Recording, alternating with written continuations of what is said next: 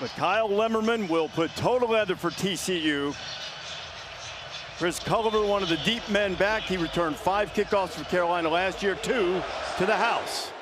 Lemmerman. Culliver looking for room. And TCU chases him out of bounds, well short of the 20-yard line. And North Carolina will have it on offense first behind Gio Lopez. Lopez, who grew up in Northwest Alabama and Madison, started his college career at South Alabama for Major Applewhite, dual threat guys Kirk mentioned earlier. He will be the first left-handed quarterback to start a game for Bill Belichick. He did not arrive until after spring practice. So we'll see what we do with Lopez in terms of how much he runs. They've also had some injuries on the offensive front. They are starting Christo Kelly, the backup center, because the alternative was a guy who never snapped in a college game before.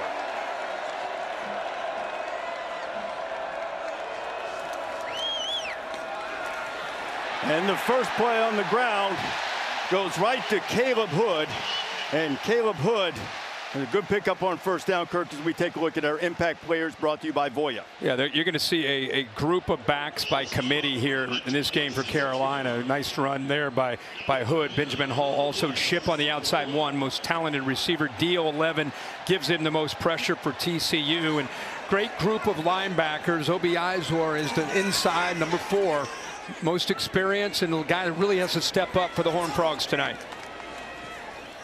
They'll keep it on the ground. This is Benjamin Hall. Hall, the transfer from Michigan, a load, and he's really been good in the early part of practice, and it gives Carolina a first down. Yeah, the big thing here, but with you got Freddie Kitchens, who stayed from Mac Brown's staff, one of the few holdovers, calling the plays as an offensive coordinator. Remember, he had some success as a play caller. You go all the way back to 2018, was in the NFL with Baker Mayfield and the Browns.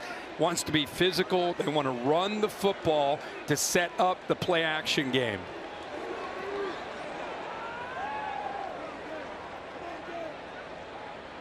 Two runs and a first down. That's Hood, who had the first carry of the game.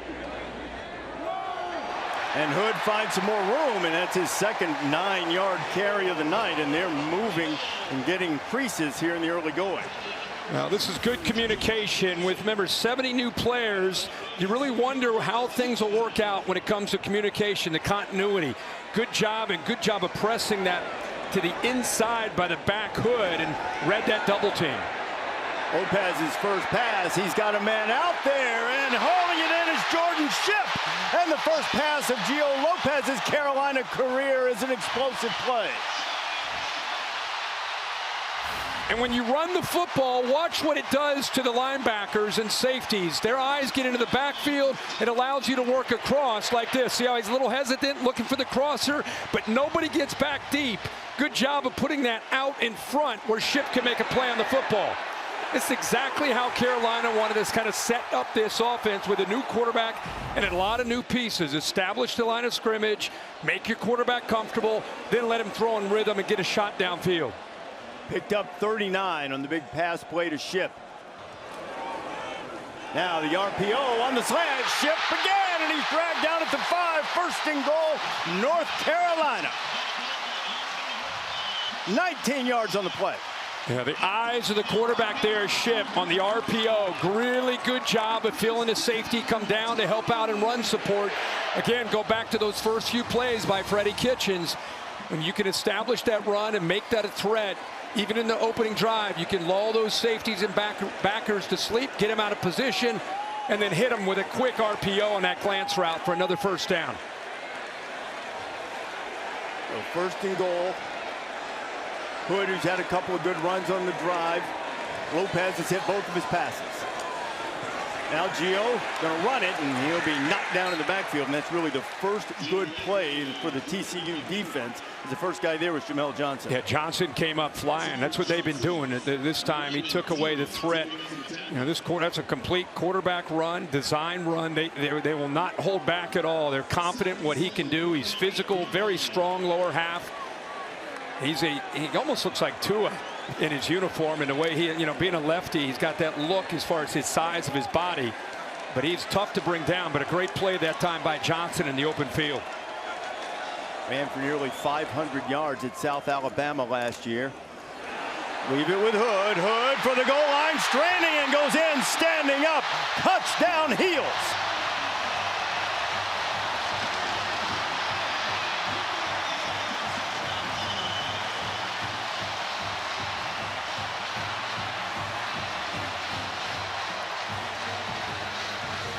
The dignitaries pleased with the way the festivities have started here for the Heels. Kirk, 7 plays, 83 yards.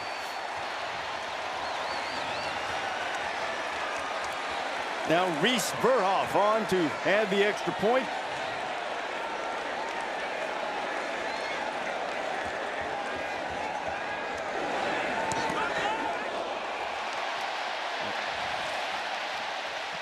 A transfer from Marshall makes it 7-0, and what a tremendous start for North Carolina. Hood had the first carry and he had the final one on that drive. Bill can hardly contain himself. Go for one.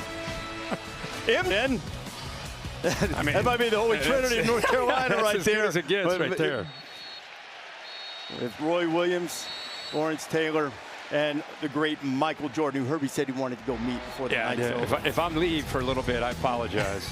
Josh Hoover, in his third year as a starting quarterback for TCU, he's from the greater Dallas area, set a single-season record with nearly 4,000 yards passing, played very well in the postseason, wanted to improve the decision-making once he gets outside the pocket, but man, when he throws it, Sonny Dykes says, it looks like he was born to throw it. So now he'll try to answer this North Carolina opening drive with TCU putting the ball in play at its own 25. Hoover's first pass hits complete, and it'll be a first down. Eric McAllister, their leading receiver. Last year, 92% of his catches went for a first down, and there's another. And taking a look at our impact players besides Hoover around him, Barnes gives him some downhill running. The UTSA back, it could be big for them. Eric McAllister, you just saw there on the slant, big, rangy receiver at 6'3". DeAndre Robinson, number 6, can be a difference maker. Very explosive for Carolina's defense. And then House actually transferred with Steve Belichick, who was the defensive coordinator at Washington, came over to be the DC here for his father.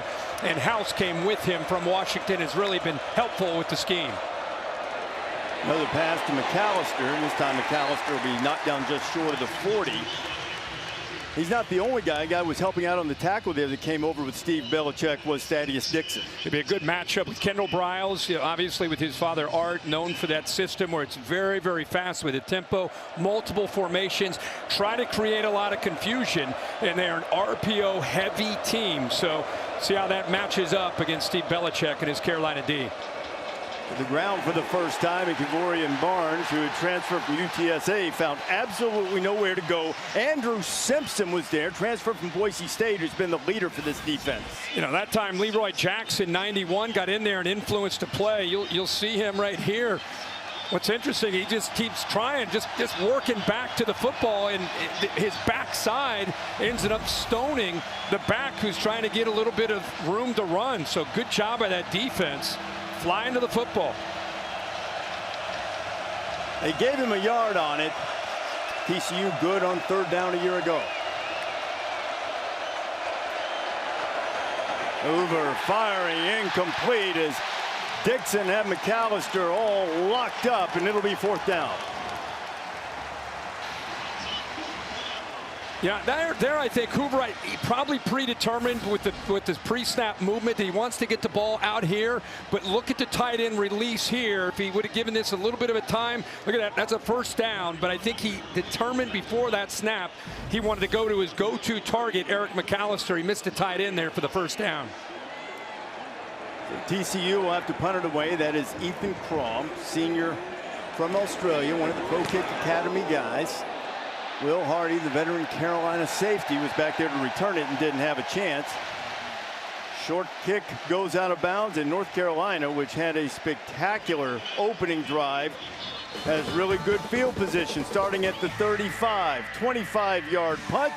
Bill Belichick's. When it comes to Super Bowl titles, no one's ever done it better than Bill Belichick. Also has a couple more as a defensive coordinator. Only 3 guys have won a Super Bowl and also won a national championship as a college coach. Pete Carroll, Jimmy Johnson, and Barry Switzer all doing it. Now, no one's suggesting that Carolina is going to do that this year. But never know. We are yeah, that's true. We are suggesting that's why he's here, ultimately. Yeah, absolutely. Well, it couldn't have started. This game could not have started any better for Carolina on both sides of the ball. We'll see was the most common phrase uttered, and that's really the first mistake of the night. False start. Offense number 72. 5-yard penalty. First down. The big 72 is Aiden Buchanan, a 6'9", 330-pound freshman. I mean, that is a big man at any level, but he's a freshman at 6'9", 330. I mean, that's He's playing left tackle. Of course, right tackle with Lopez would be the blind side. Buchanan's a guy who originally was slated to go to West Virginia. Changed his mind, wound up here at North Carolina. Playing the left tackle spot. Gio Lopez only took 6 snaps under center last year. And took one there, and not much running room for Damon June, the young running back from Jacksonville, North Carolina. Here are the coordinators, Kirk. Yeah, and Freddie Kitchens, as we talked about, he wants to be physical. He has that background in being in the NFL, set up their play action game, a little bit of quarterback run. Andy Avalos, who's in his second year now as a defensive coordinator. And I think being in the second year of the system not only helps him, but I think the players understanding the scheme. This is a defense that had some issues, especially on third down and in the red zone area. They've really worked hard to get better. Kirk, keep an eye on the center. That's Chad Lindbergh. That's his first career shotgun snap. And Gio Lopez somehow got away, or maybe a whistle blew.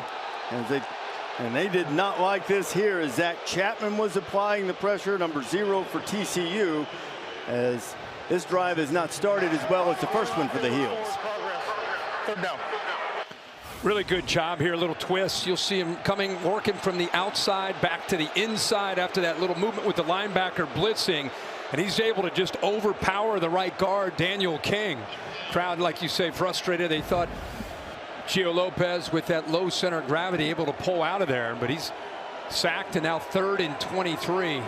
I think that might have been a quick whistle because Chapman eased up when he heard the whistle. He had him in the grasp. With 3rd and 23, they'll try to mitigate the damage, and TCU a much, much better defensive series than the opening one. Jamel Johnson, Devin Deal among those there to stop. Yeah, a big focus again for TCU this year. And there's Andy Avalos fired up. Is more negative plays, getting teams behind the sticks. That's one way to get better on third down. And that's what they were able to do here on this series, get off the field. Tom McGinnis will punt it away. It's Jordan Dwyer, transfer from Idaho, who is the deep man for TCU. TCU didn't take a lot of transfers, spotted guys, and now both teams have a particularly short punt. They'll mark it out of bounds just right around the 40-yard line, and it's where the Horns will have it. He was so proud of that. He said he told his representative, I know what he's going to say. And that's what he said. Yeah, that's what he said. You see that over 3,900 yards. You know, there's his dad right there, obviously here, excited to see what his son can do. But one of 2 returning quarterbacks from last year that threw for more than 25 touchdowns and over 3,900 passing yards. The other is Garrett Nussmeier. So gives you an idea of what he's capable of doing when he has time. Very talented quarterback. Second possession for TCU, and the Horned Frogs going to lose a couple on the quick completion. Mari House there to make the stop. Well, Steve Belichick has got to see this and love this. This ball gets out in a hurry, but I want you to watch the powder blue. Watch Carolina blue jerseys. Watch how they pursue, leverage the football, take away any threat at all after the catch. Hoover back to work, going downfield, and cannot quite make the connection with Dwyer, and there is a flag that comes in late. It was Marcus Allen on the coverage.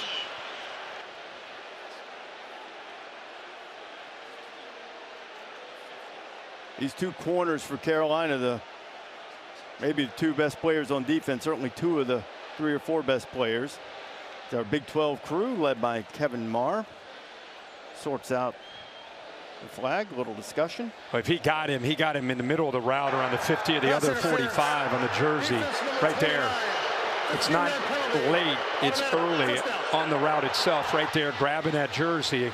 That's when the flag came in. So you might see the end of the play and say, hey, it looked clean, but it was in the middle of that route where the hands got a hold of that jersey. The fans are seeing the end of the play. Had nothing to do with the call. Official made the right call. So that'll put the Horned Frogs into Tar Heel territory. And if they're going by the end of the play, if they're going to boo that, I'm with them. They should boo that. But if they go back about 10 yards where he grabbed his jersey, my man here in the white shirt, he'd be like, well, I guess that is a penalty. I would imagine the discussion between the officials, are you calling defensive holding or pass interference? A little pop pass, get it quickly to the edge. Jordan Bailey, explosive guy, and he'll get it down to just about the 40-yard line. Pick up of maybe 4 before Gavin Gibson gets him out of bounds. You know, when Kendall Briles gets this offense going, it's going a lot faster, and they're stretching you horizontally with jet sweep and quick throws, which they're trying to do. Those have been taken away for the most part. And then they're going to stretch you vertically. And then they mix in the run game, which was really missing a year ago. Big emphasis this year is running the ball better. A lot of Tar Heels came up and squirting through there is Kavorian Barnes. He just about had a big game there, and he'll be stopped right at the 35. Hey, you're going to pull both your guards here. You'll see them try to get out in front. Like I said, Kendall Briles and Sonny Dykes, they want to see this team run the football. Here's an unusual formation. Get 4 receivers out in front. That's an easy first down with a quick throw. Barnes making the grab. This guy was the Conference USA Freshman of the Year at UTSA. He's battled some injuries, but picked up the first down. Yeah, there's that 4 look. Just this really extension of the run game. Now they start to crank their tempo up, mixing up the formations, trying to create as much confusion and try to get that Carolina defense out of position.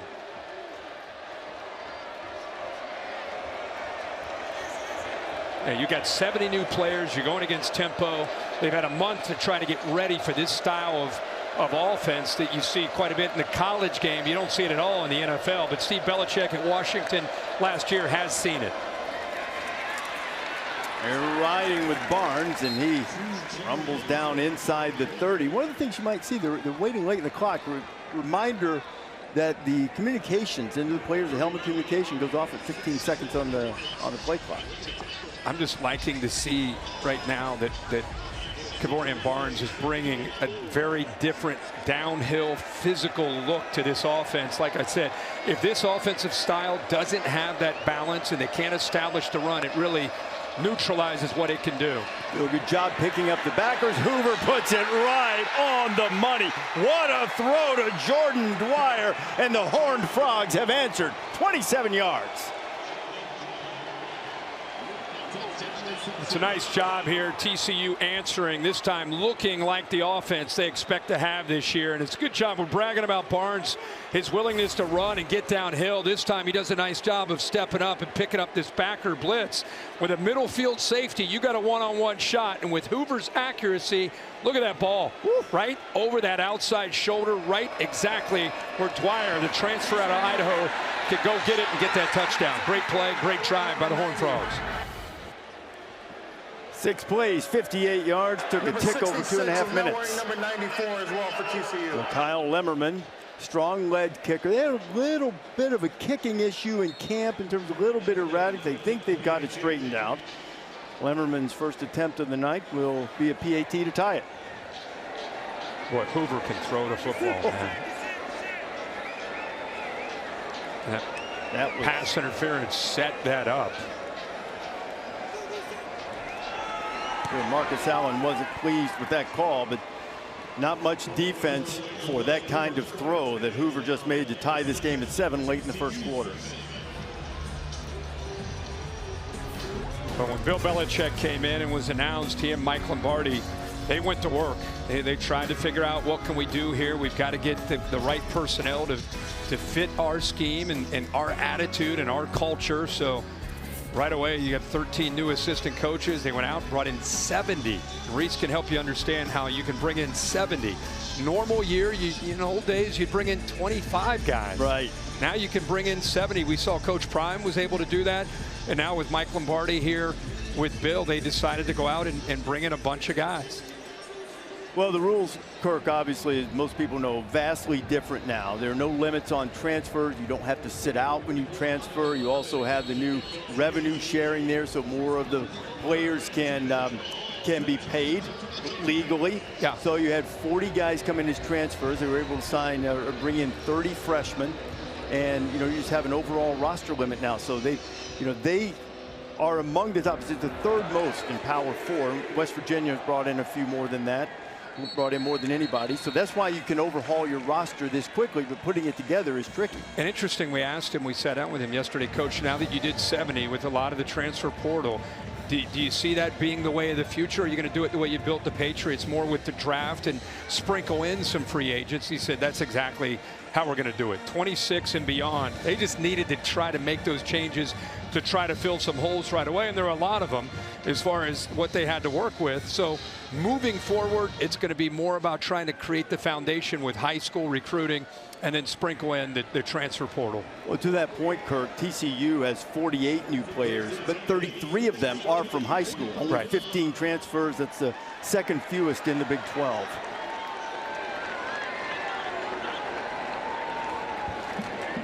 Caleb Hood has had a good start. He's a highly touted guy coming out of high school. Battled some injuries here in Chapel Hill. Short gain on first down.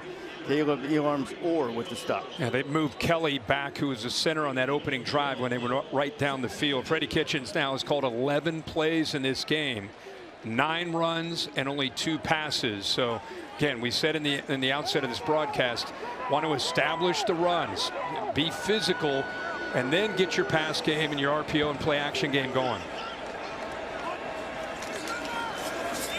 Motion some ship and nowhere to go. And the Horned Frog defense, which played much better over the second half of the season, is awake. Yeah, good job. They keep collapsing off the edge, and here's a good job here of going up against a true freshman and just kind of working around him with good quickness. We've seen them collapsing, not necessarily needing to get their safeties and linebackers flying downhill to get out of position. They're winning the battle at the line of scrimmage here these last couple drives. Well, after Carolina cut them up on the opening possession, haven't gotten much done since then. This is their second possession since the touchdown drive. 3rd and long for Gio. Feeling the heat, laying it out there. There are a couple of frogs in the area covering Chip, and pressure applied by Devin Deal. And it'll be 4th down, and the Heels will have to punt it away as the Horned Frog defense rises up. Yeah, like I said, this is a Horned Frog defense that really struggled last year on 3rd down because a lot of it was 3rd and short and 3rd and manageable for the opposing offenses. Goal coming into this year is win 1st down, get them behind the sticks. And the first drive, we didn't see any of that. The last 2 drives, it's exactly what we saw, and it's worked out perfectly. Kirk, they really couldn't stop the run last year. Their numbers as a pass defense very good a season ago, but it's mostly because people were able to run on them. Fair catch called for and made, and the Frogs will have it back after the 44-yard punt. The All-State bus here in Chapel Hill helping us keep up with all the action. Kirk, what was your All-State good hands play this week? Boy, that game last night, this may be the catch of the year. With Daniels going up like that, they reviewed it to make sure he held possession. I could watch that all day. Look at the Notre Dame. They think they got a pick. No problem. Easy pick in the rain. Nope. Not with Daniels. Extending up with one hand, holds on to it. To me, I will be in December still looking back at that catch by him in that opening weekend. That was beautiful. Transferred over to Daniels from LSU. He was a standout at Liberty. He really didn't get it going last year, but boy, he got it going with that, and how about play last night. How about the ACC? Miami over Notre Dame, Florida State over Alabama, LSU and Clemson back and forth. LSU ended up winning it. Good start. And not much running room. Jeremy Payne back in to run it for the Frogs, and good pursuit by the Carolina defense. Again, multiple formations, that time going with a rare look with 2 backs in that backfield. North Carolina not confused at all. Good job of getting off of blocks and getting in there and getting physical. Hoover completed all 4 of his passes on the last drive to 4 different receivers. They get 5 in a row and another 1st down, and this time it's going to be the big tight end DJ Rogers making the grab. Good action out of Hoover that time with the play action. Caught the linebackers out of position. Good throw right back into a tight window for the first down. Man, is he fun to watch throw it, yeah. Isn't he? And go back to the ground. Kendall Briles really wants to be productive on the ground. Kavorian Barnes wrapped up by Leroy Jackson. Yeah, Hoover, like a lot of these guys that play quarterback today, that that rotational throwing goes back to his baseball days. He ended up getting hurt in high school, which prevented him from continuing, unlike his brother who does play baseball still, but he had to give it up. But I think the end result is all that baseball that he played, the different arm angles, how easily the ball comes out of his hand, how natural it looks. He says it has a lot to do with baseball, just like you hear so many quarterbacks today talking about. Well, time for Josh. Now he'll scramble out of there, and boy, he got sandwiched and took a hit from a couple of Tar Heels in there. Kamori House was among those to hit him. I talked to Josh's dad, Alex, talking about the baseball career, and he was a good pitcher. His brother's going to play corner outfield for either the other Carolina or the Carolina, depending on your perspective. He's going to South Carolina. That's Caleb. Yeah, they're showing pressure here. You walk a safety up. He's seeing this concern, and so that's why he's making a check. Carolina may check out of that pressure, but it looks like they may still be coming. Hoover over the middle, complete right at the 50-yard line. That's exactly where the first down marker is. Joseph Manjack, the transfer from Houston, makes the grab on what will be the final play of the quarter. He recognized that pressure, made the check, got the right protection, and a good job by the receiver knowing exactly where he needed to go to get that first down. That's the end of the first quarter. What an opening full weekend it's been in college football, week one, and a great way to wrap it up on the night. Bill Belichick makes his college football head coaching debut. Presented by Modelo. Reese Davis, Kirk Herbstreit, Holly Rowan, our entire crew. Opening night for Bill Belichick, and they just turned the lights back on. It was a lights out opening drive for the Tar Heels. 83 yards, they went for a touchdown. Since then, they've mustered -6 yards of O. TCU has answered the score, and now Josh Hoover has them at midfield with a first down as we open the second quarter.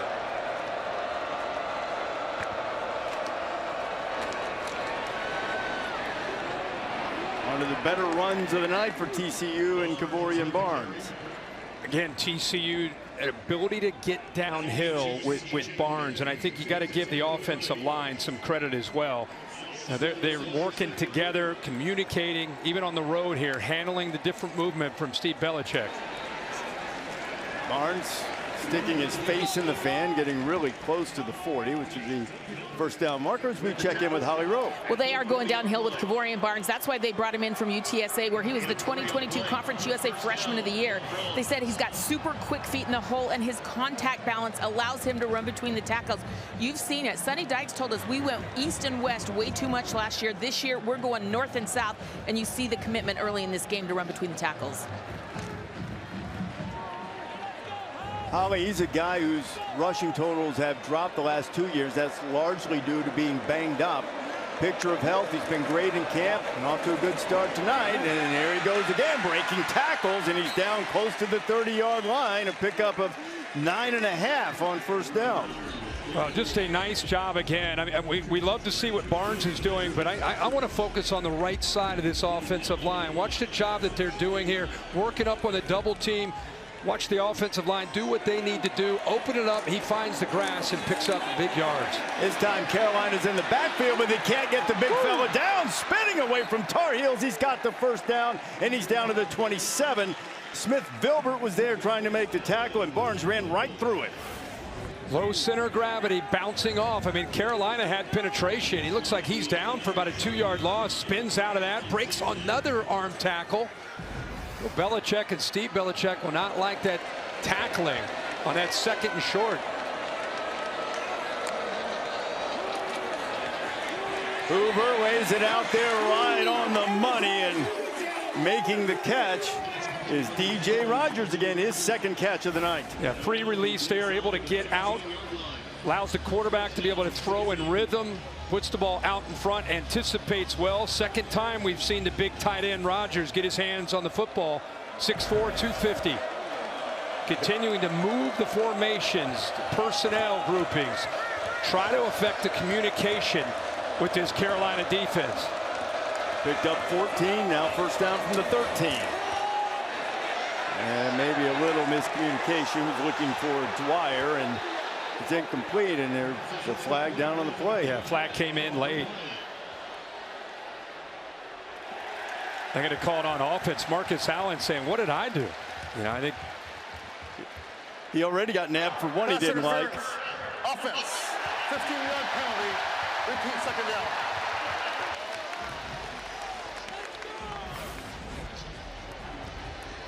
I thought initially 7 there in the slot. He's kind of flattening out his route. He ended up trying to work through the defender, kind of pushing with that left arm. So they'll bring the Horned Frogs back. They were, these last couple drives, really playing within a rhythm, mixing up the looks, mixing up the personnel groupings, thrown about 6 or 7 different targets. But after that interference, they're going to have to make up some yardage here. First and 25. They've got to get it to the 3 for the first down. Hoover fires. He'll get some of it right there, right on the money. Is Dwyer working on Allen, and at the moment, with the exception of that OPI, he's getting the better of it. Yeah, I mean, he's showing a lot of confidence in the transfer from Idaho. A really nice job working on a one-on-one route. Picks up a lot of yards there after that interference. Gives him a real shot here in these next few plays to get this first down. Hoover again complete. Again, it's Dwyer. They'll mark him out of bounds right at the 10. He's going to bring up 3rd down and 7. 9 straight completions. Carolina, after that interference, last couple plays, giving a cushion out there on islands, but not up tight pressing to disrupt the timing. Working a little bit off ball, and Hoover recognizing that back into the boundary twice, able to come up with a couple completions, and now a real shot here on 3rd down.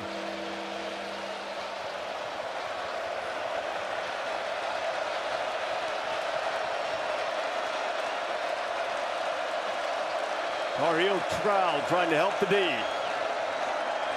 Hoover feeling a little pressure, gets away. Josh firing to the end zone, catches May, but its ball comes loose late. It's incomplete. Tar Heel stuck as he tried to get the ball to Chase Curtis, and the Heels were all over him. Coleman Bryson was there. Don't get me wrong, it's a lot easier to sit up here and see this, but this is one that you'd think that he might see with the back kind of leaking, but he set up.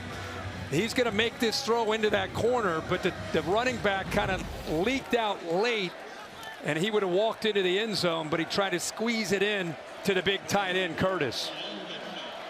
There's one area, Kirk, that they felt like was one that Josh could improve in. Decisions, seeing the field outside the pocket. Didn't make that play, so it'll be a 27-yard field goal attempt, depending on this flag. You got movement on the right side by the offense. False start. Kicking team number 70. 5-yard penalty. Still 4th down. So we'll make it 32 instead. On the field goal attempt from Kyle Limmerman, who last year was 15 out of 22. 3 out of 5 from this distance last year. We'll call it a long 32 as he tries to give TCU the lead.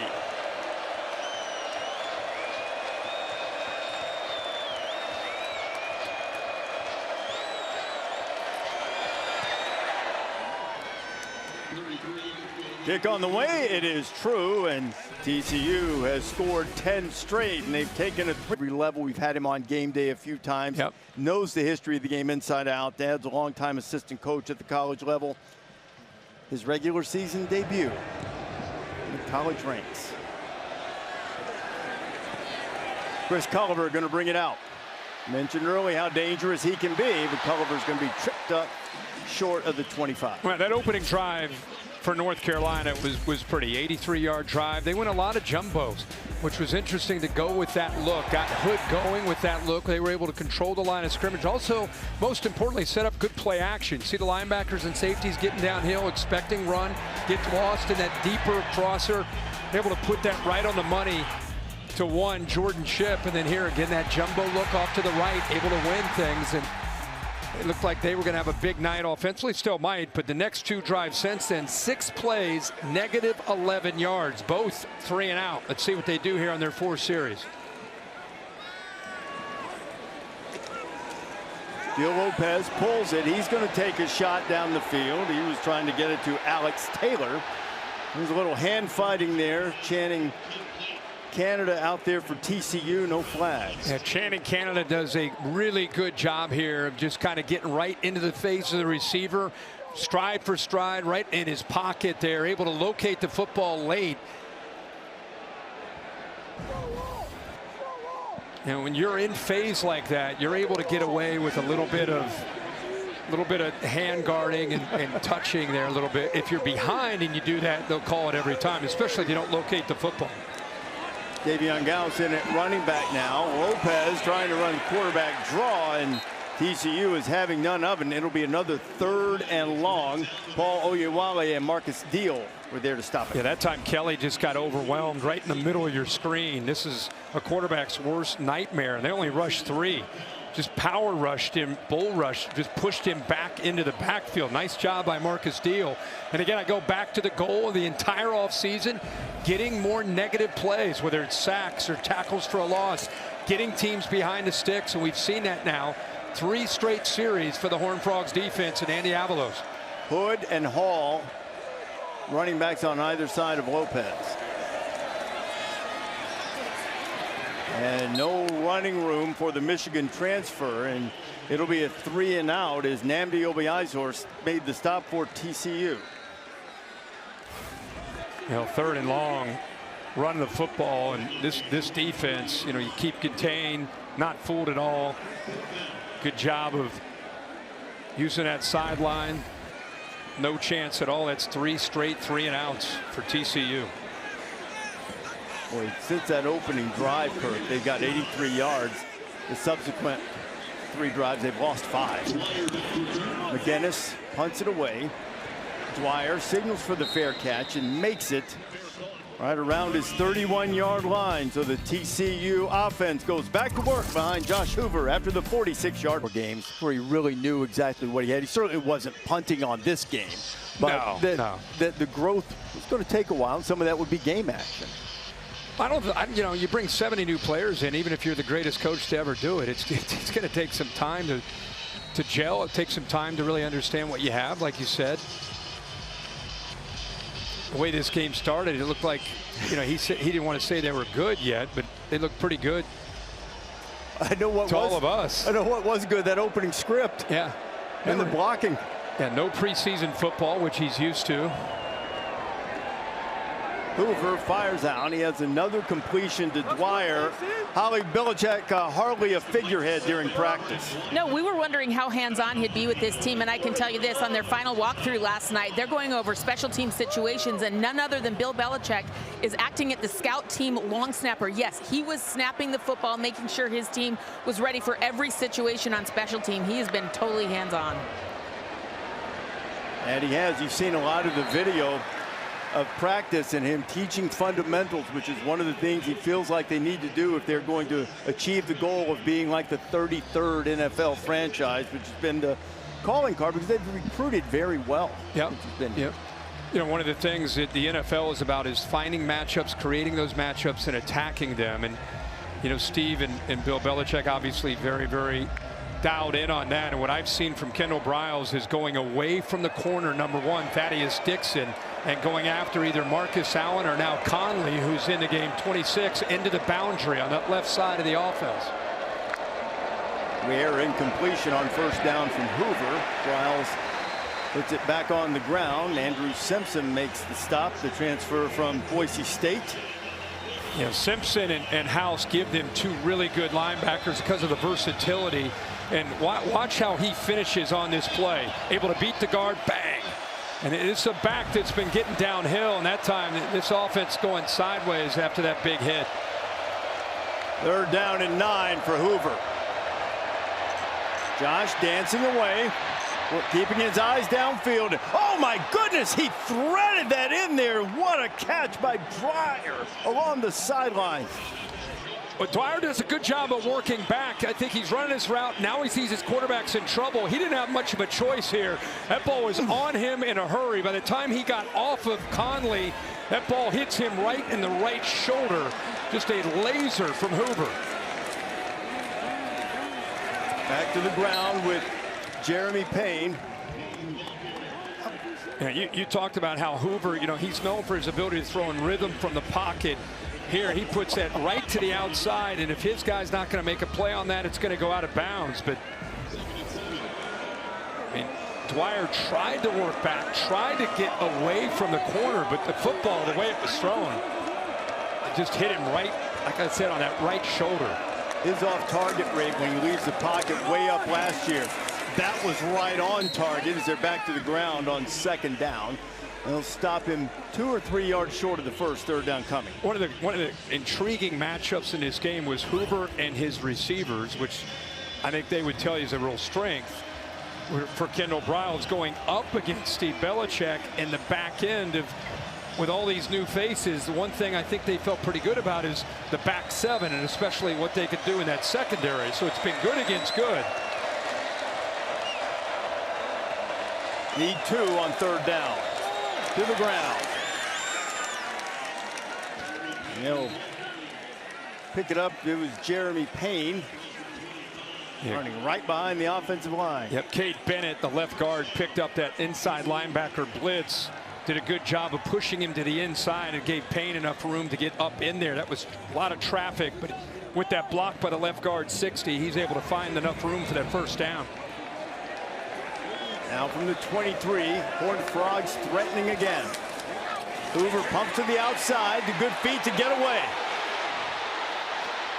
Josh scrambling now, he gets rid of it on the outside and turns a potential negative play into a positive. And there's Dwyer with his 6th catch on the 6th target of the night. Well, he got pressured, but he misses one right down the sideline. That's an easy touchdown, but you got to give credit to the pass rush. Because if he would have been able to locate that, Bailey just walks into the end zone, but there was pressure.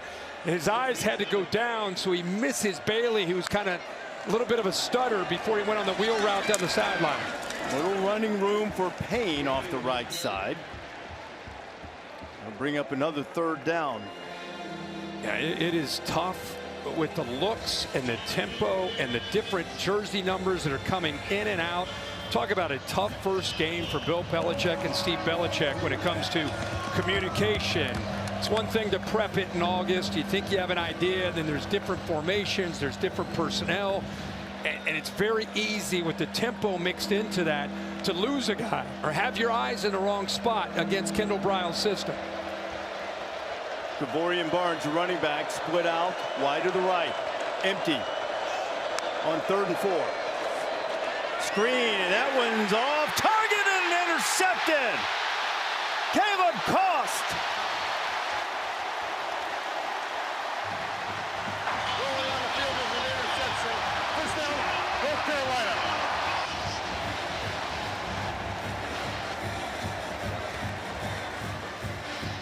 Well, this is the area that Hoover really wanted to, again, get better. He kind of falls off of this throw. Felt the pressure there by House 7, and he had to put the ball high. By putting it high, that's a very dangerous throw. Goes off the hands of Bailey, and what an effort to be able to come up with that interception by Caleb Kost. House transferred from Washington, where he played for Steve Belichick last year, and he makes a huge play.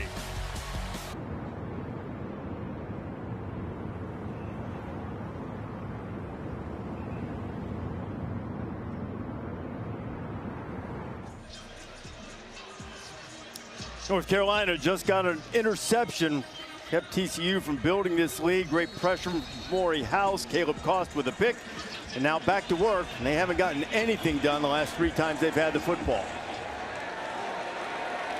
Leo Lopez under center. I'll try it on the ground. Benjamin Hall picks up a few. We kind of noticed Bill Belichick frustrated after this interception. It goes back to the scramble. Watch the hold by the TCU offensive line. Two of them right there, a grab. You can see the left side as well. So he's excited about the interception. He's like, all right, we got the ball back. Yes. And then he's like, come on, man. Somebody, I need to talk to somebody. We kept our cameras on him, and we were at the break. We noticed he was frustrated. We went back, and Holly was all over it down there, noticing that he was frustrated during that scramble to the right of Hoover. There were a couple of holds. We went back and looked, and clearly, even after the pick, he's still letting the officials know that he's frustrated about those two missed holding calls. Carolina, which ran it so well on that opening drive, tougher sledding now. Hall picks up maybe one. Boy, they're really starting to cheat down against this run game these last few series. Really almost challenging Gio Lopez and his group of wide receivers. It shows a lot of confidence they have in the back end. Ship, number one for North Carolina. He can beat you one-on-one, but who else can? Who else can be that guy to help out, to try to take this defense and try to sit them back a little bit? Right now they're playing downhill. Got to get it to the 29 on third down. Lopez to the outside, and it's intercepted. And it's going to be a walk-in touchdown for the veteran Bud Clark. His 12th career pick, and TCU gets the ball right back and punches it in for 6.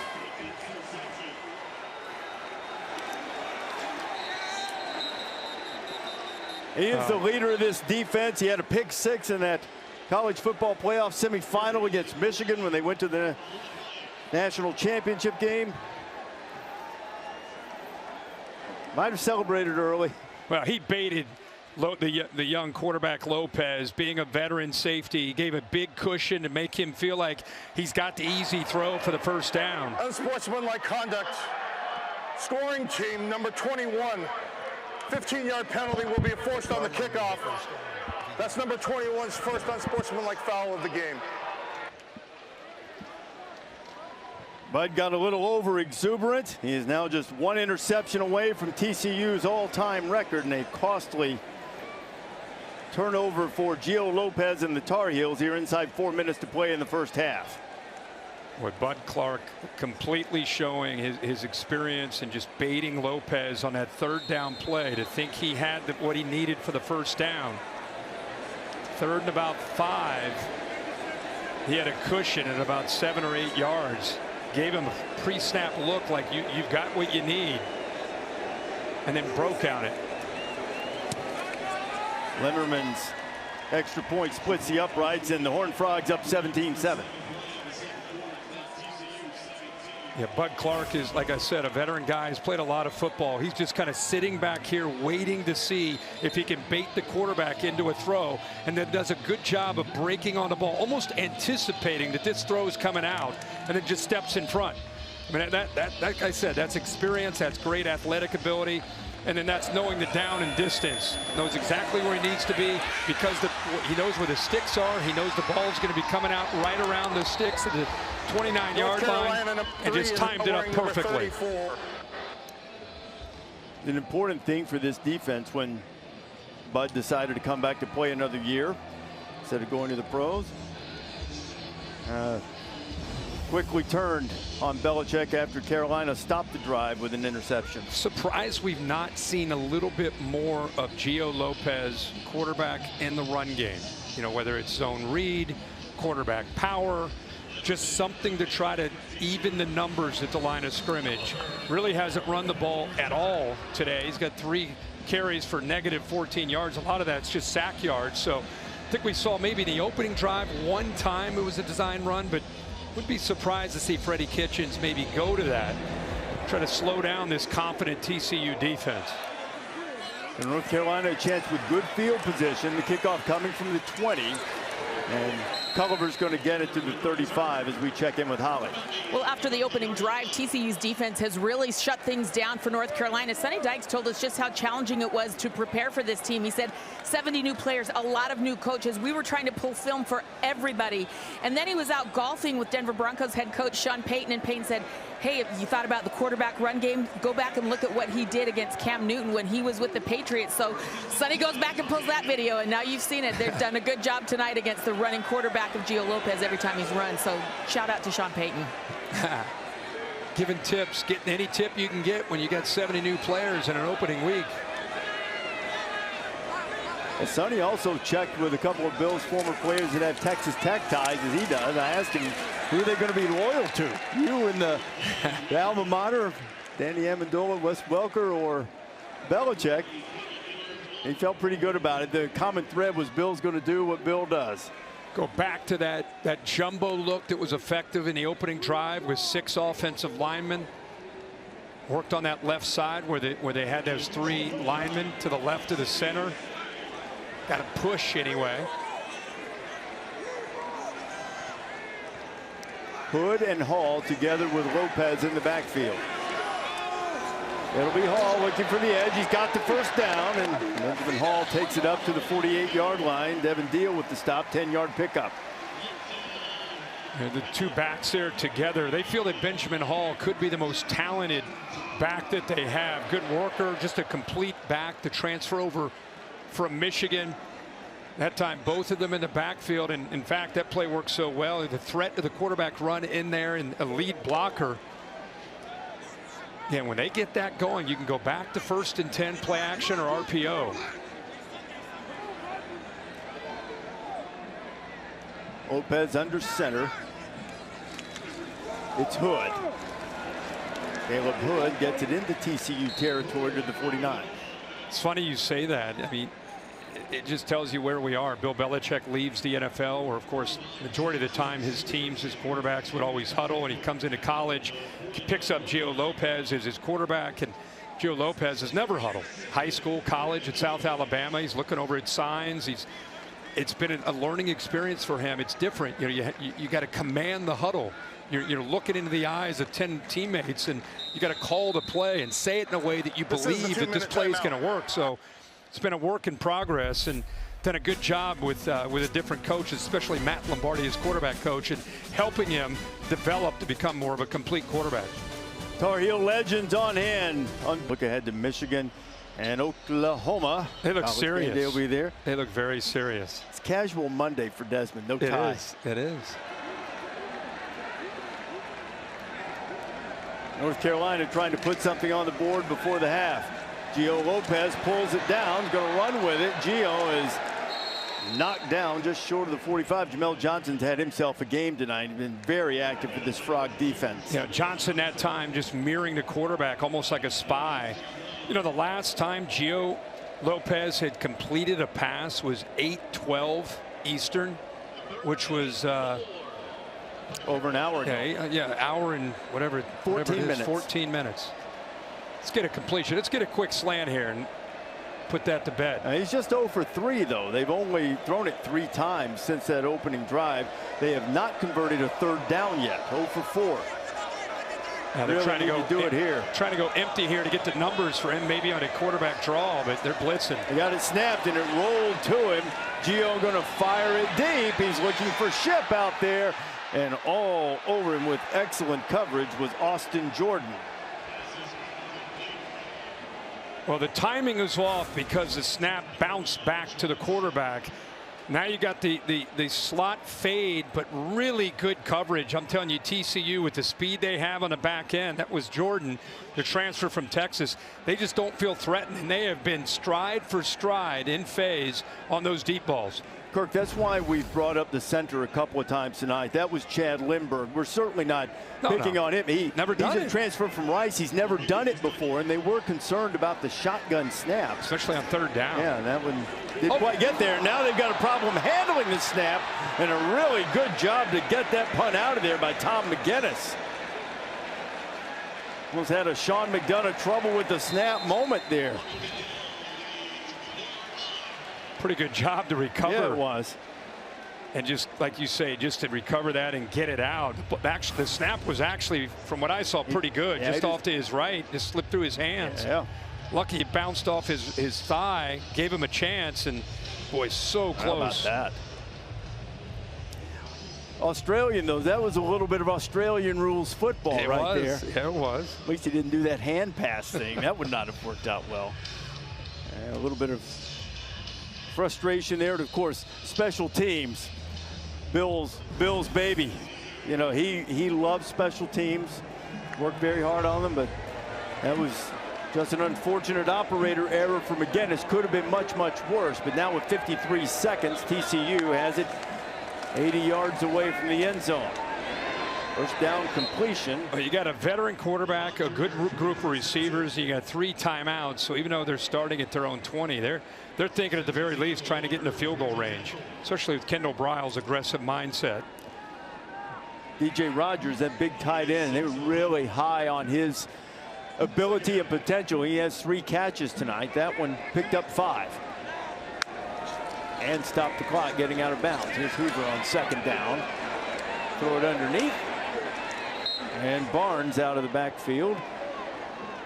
Picks up the first down. TCU, this is how you start a late drive in the half. You get that first down. Now you can start attacking. And Eric McAllister won for TCU. They're probably their best receiver, 6'3". He's been moving inside and outside, and everywhere he goes, Thaddeus Dixon is following him. So it's one-on-one. 2 of the better players on the field. Carolina not leaving McAllister alone.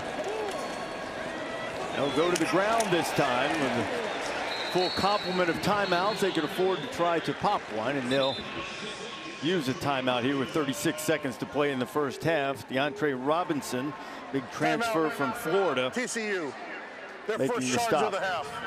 30 seconds in length. 56th season of Monday Night Football is on the way. September 8th, Vikings and Bears, 8 Eastern time on ESPN, ABC, ESPN Deportes, and the all-new app. Peyton and Eli back on ESPN2. Scott Van Pelt and the guys start coverage with Monday Night Countdown.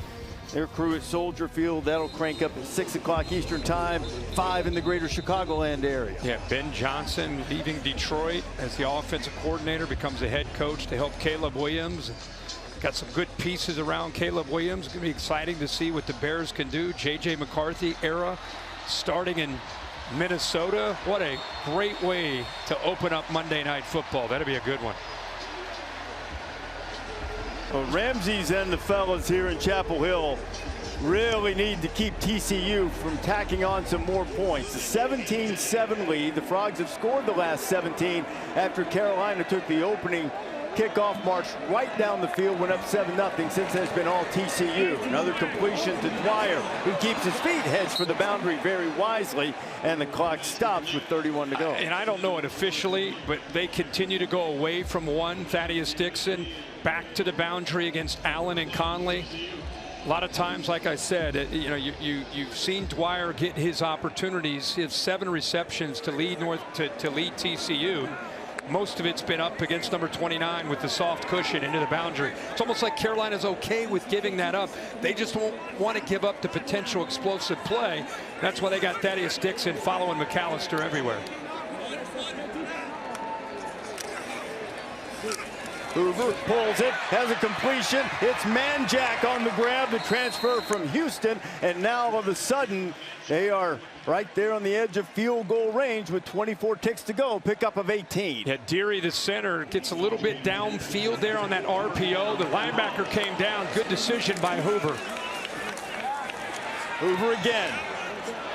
There goes Barnes racing for the sideline and gets out of bounds. Clock stopped with 13 seconds to play. You know, and kind of the year of the quarterback as far as inexperienced quarterbacks. 7 of the top 10 this past weekend had quarterbacks for the first time starting at that school.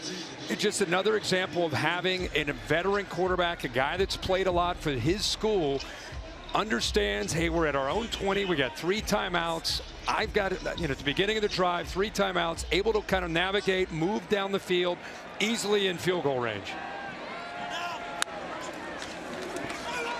First down, another catch for the tight end, DJ Rogers.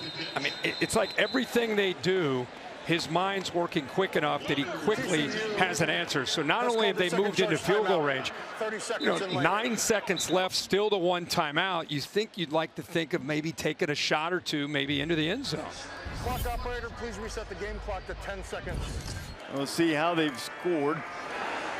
Caleb Hood, who opened the drive with a 9-yard run, finished a 7-play, 83-yard drive with a touchdown. This was just a spectacular throw from Hoover to Dwyer. It really got Hoover going, and I think the TCU offense. And on the other side, Gio Lopez, after that opening drive, just trying to find the footing in the rhythm to their own offense. And that pick six obviously put them in an even bigger hole. But it's been an impressive drive here to end this first half by TCU.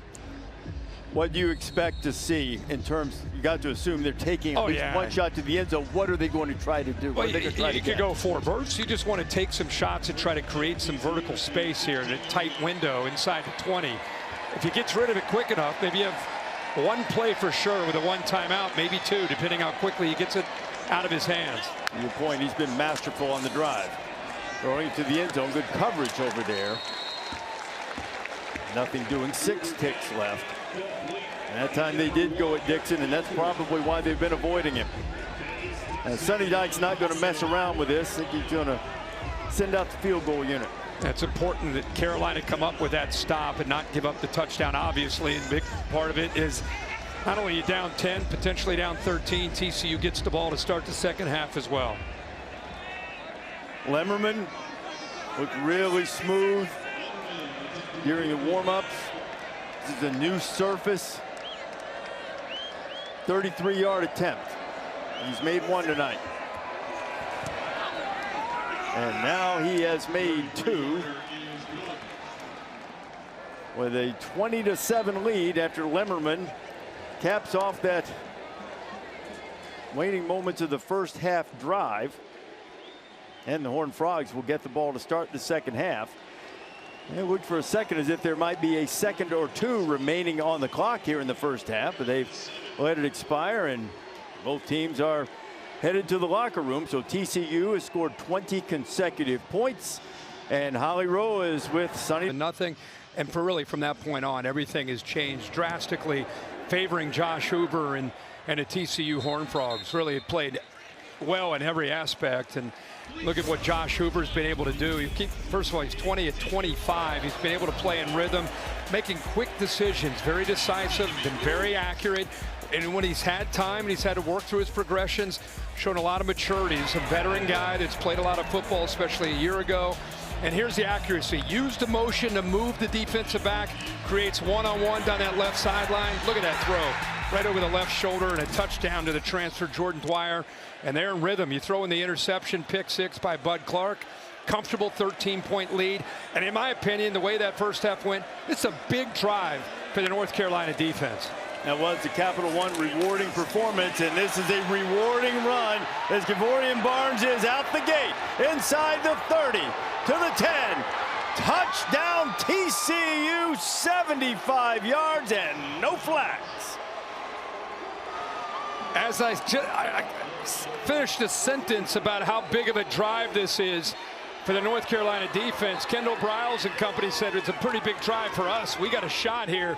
And by the way, great blocking downfield, great effort by Eric McAllister, who you'll see helped spring this loose to make this instead of a 20-yard gain, but a play that goes all the way to the house. But the guards did a nice job of picking up the blocks, and that opened up. And this is an offense, again, that focused on becoming more physical, more balanced. We got to be able to run the ball for this offense to work, and it's a great way to start this second half.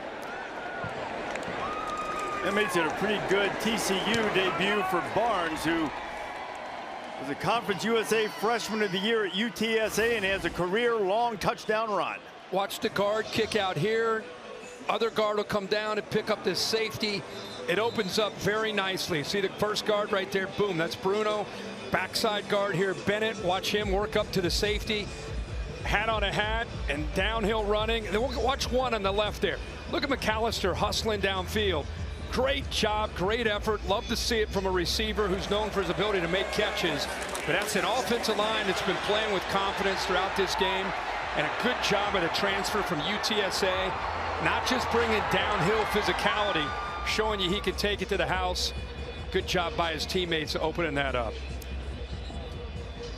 The longest rush for TCU since 2022 when they played for the national championship. Kendall Briles said he wanted to run the football. I was going to say, how That's great is it it when you work in an off season? You got 7-8 months to try to get through winter conditioning and spring football and into camp. You have a goal of where we need to get better, and then you see it play out right before your eyes in an opening game against Bill Belichick. 10 carries, 111 yards. They were really impressed with the way he played in camp. They wanted him to seize that running back position to give them more of the downhill runner that Holly talked about in the first half. Went downhill and then hit the seam and turned on the speed. Now, see if North Carolina can answer. Dangerous return man is Chris Culliver, but TCU has done a really good job of containing him on returns tonight as we go down to Holly. Well, guys, coming out of the locker room, the North Carolina players were yelling, start over, trying to get some energy back for this second half. But after that long touchdown run, it kind of took the air out over here on the Tar Heel sideline. The offensive line just started clapping. They've got to get out there and make some noise. They did such a good job on that opening drive. They want to get back to being able to run the football right now. But they need some energy right here. You can see them trying to take the field now. Holly, since that opening drive, they've run 17 plays, gained 20 yards, 1 first down, haven't converted a third down, punted 4 times, and thrown a pick 6. Haven't completed a pass since that opening drive. Lopez wanted to take a shot, had it covered up. Gio slips away from a couple and going to pick up 2 or 3 before Nnamdi Obiazor makes the stop. Ansel Dimbo was the one who applied the pressure and flushed him out. Yeah, TCU had been mixing up their looks, trying to create some confusion for the transfer from South Alabama. And when he has been back there to throw, they'd mix in some man and some zone, make him hold that football and allow the front four to be able to get some pressure. Pick up a 3 on the scramble, 2nd down and 7. Lopez. Get a couple in the 3rd down play coming, about 5 to go. Keep talking about what TCU emphasized and wanted to get better at, and we talked a lot about their offense, but their defense, it was about being better on early downs and trying to get some plays to create negative plays for the opposing offense, to be able to crank up Andy Avalos, to be able to get exotic and multiple with his package on 3rd down. It's been working. North Carolina 0 for 5 on 3rd down so far in this game. Weren't great last season under the previous regime. Boy, do they need to stay on the field on offense here. Benjamin Hall was greeted almost as soon as he got the football. Paul Oyewale was in the backfield. Hall had nowhere to go, and it's another 4th down for the Tar Heels. Yeah, and this is just this is a blitz package right here. Watch the center 53 get pushed back. You know, the linebacker doesn't make the play, but just by pushing him back into the play, it makes the back have to redirect, and then allows the rest of the defense to swarm to the football. Tom McGinnis, we saw him mishandle a snap earlier. Pulls that one in cleanly and gets away a nice punt.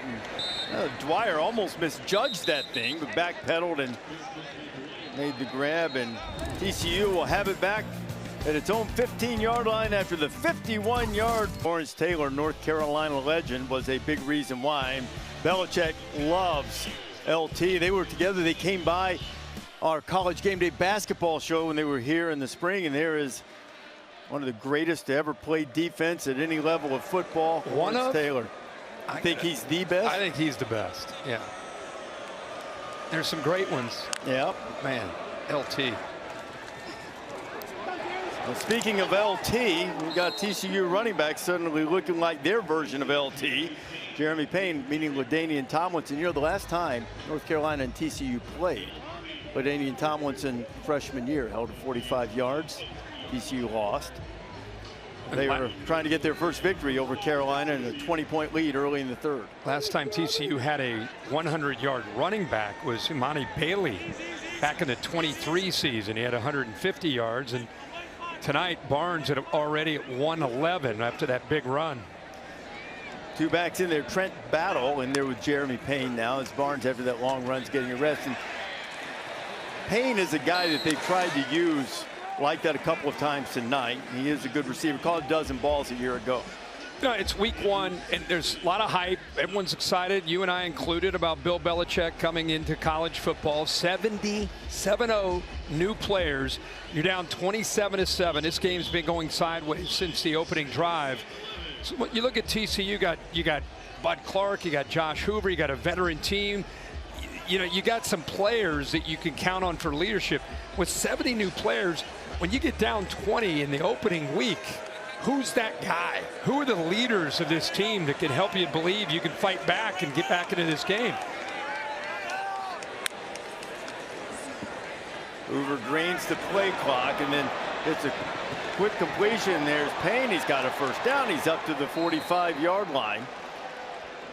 This is a much different response as you look at Belichick than the way TCU played against Colorado a couple years ago. Yeah, and a big thing with any defense is leveraging the football. And North Carolina does a pretty good job of that. Look at those two defenders. He splits them. That's poor tackling by North Carolina. You know, and I think Bill Belichick and Steve Belichick, they really pride themselves, whether it's NFL or college, you know, in this day and age where some head coaches, they don't believe in that. You know, they want to be careful of not tackling too much, especially in camp, getting ready for week one. In North Carolina, they want to be tough. They want to be fundamentally sound and all the things they work on. So that's area that they're going to have to really improve. Once again, another missed tackle and yards after the catch. They continue to not go at Thaddeus Dixon and go right towards Marcus Allen. And he's got these TCU, the receivers are making 29 in blue. Whether he sits back and gives a cushion or he gets up tight, they're working at him. And there's a drop. That ball was right on target. Manjack, who we saw make a big grab earlier, drops that one. You know, Joseph missed some time in camp. He had a bad case of poison ivy. Went river rafting. Had to take some antibiotics for it. Didn't stay out of the sun like he was supposed to. Got way worse. Cost him practice time. That couldn't be pleasant. No. I'm one of those guys, if I look at poison ivy, I got it. So I'm not enjoying that story. Oh, Payne's enjoying that run, but there is a flag, or a couple of them down there. TCU is starting to lean on them, but there's a penalty here. I could have gotten that on either guy, either Taylor Whitfield or the receiver, Manjack, 14. Offense number 14, 10-yard penalty, repeat second down. Haven't seen too many mistakes. You know, I mean, Purple's not been going backwards much at all. I mean, this has been, you can see the quarterback, when we have tight shots of his face, there's 14 on the edge, they're just grabbing onto the safety, and that's Bryce in there that he throws down. But anytime you look at the quarterback, you look in his eyes, you can just see the confidence that he's playing with. It gives you an idea what kind of night the offense is having. Josh Hoover in this offense, definitely after the opening drive, they have found a rhythm. He's 24 of 30 for 227.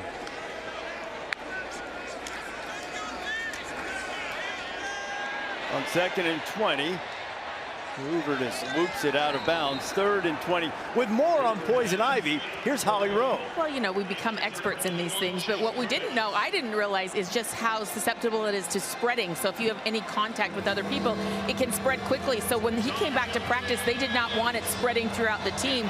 So they said he was out there practicing in what looked like a beekeeper outfit, head to toe covered, so there wasn't any contact spread of the poison ivy amongst his teammates. I'm chuckling, but I wasn't the one scratching and looking for calamine lotion. 3rd down and 20.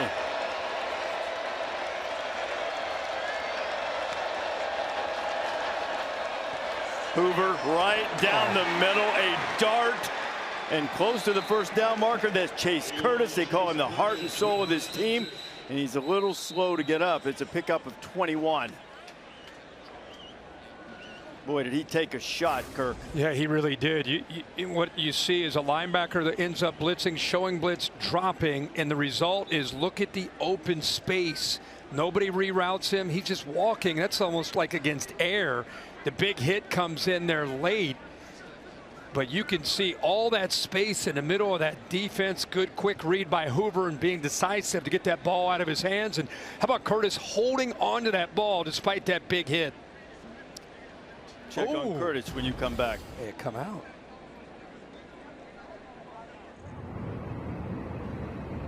Now the question also came up about targeting, but there's no indicator here. There was no launch. There was no upward thrust. No It was defensive just player. No. And Just two guys that ran into each other. Okay. There has to be an indicator, and there's no indicator. Right, and even so, you know, the helmet's hit, and there's a larger area on top now. It wasn't really the crown of the helmet that hit. So, you know what? Surprised Bill Belichick didn't challenge that. I actually think it was the right call. Do you? Football move, and he fell on the fumble. What is a football move? That's, well, ask Clemson.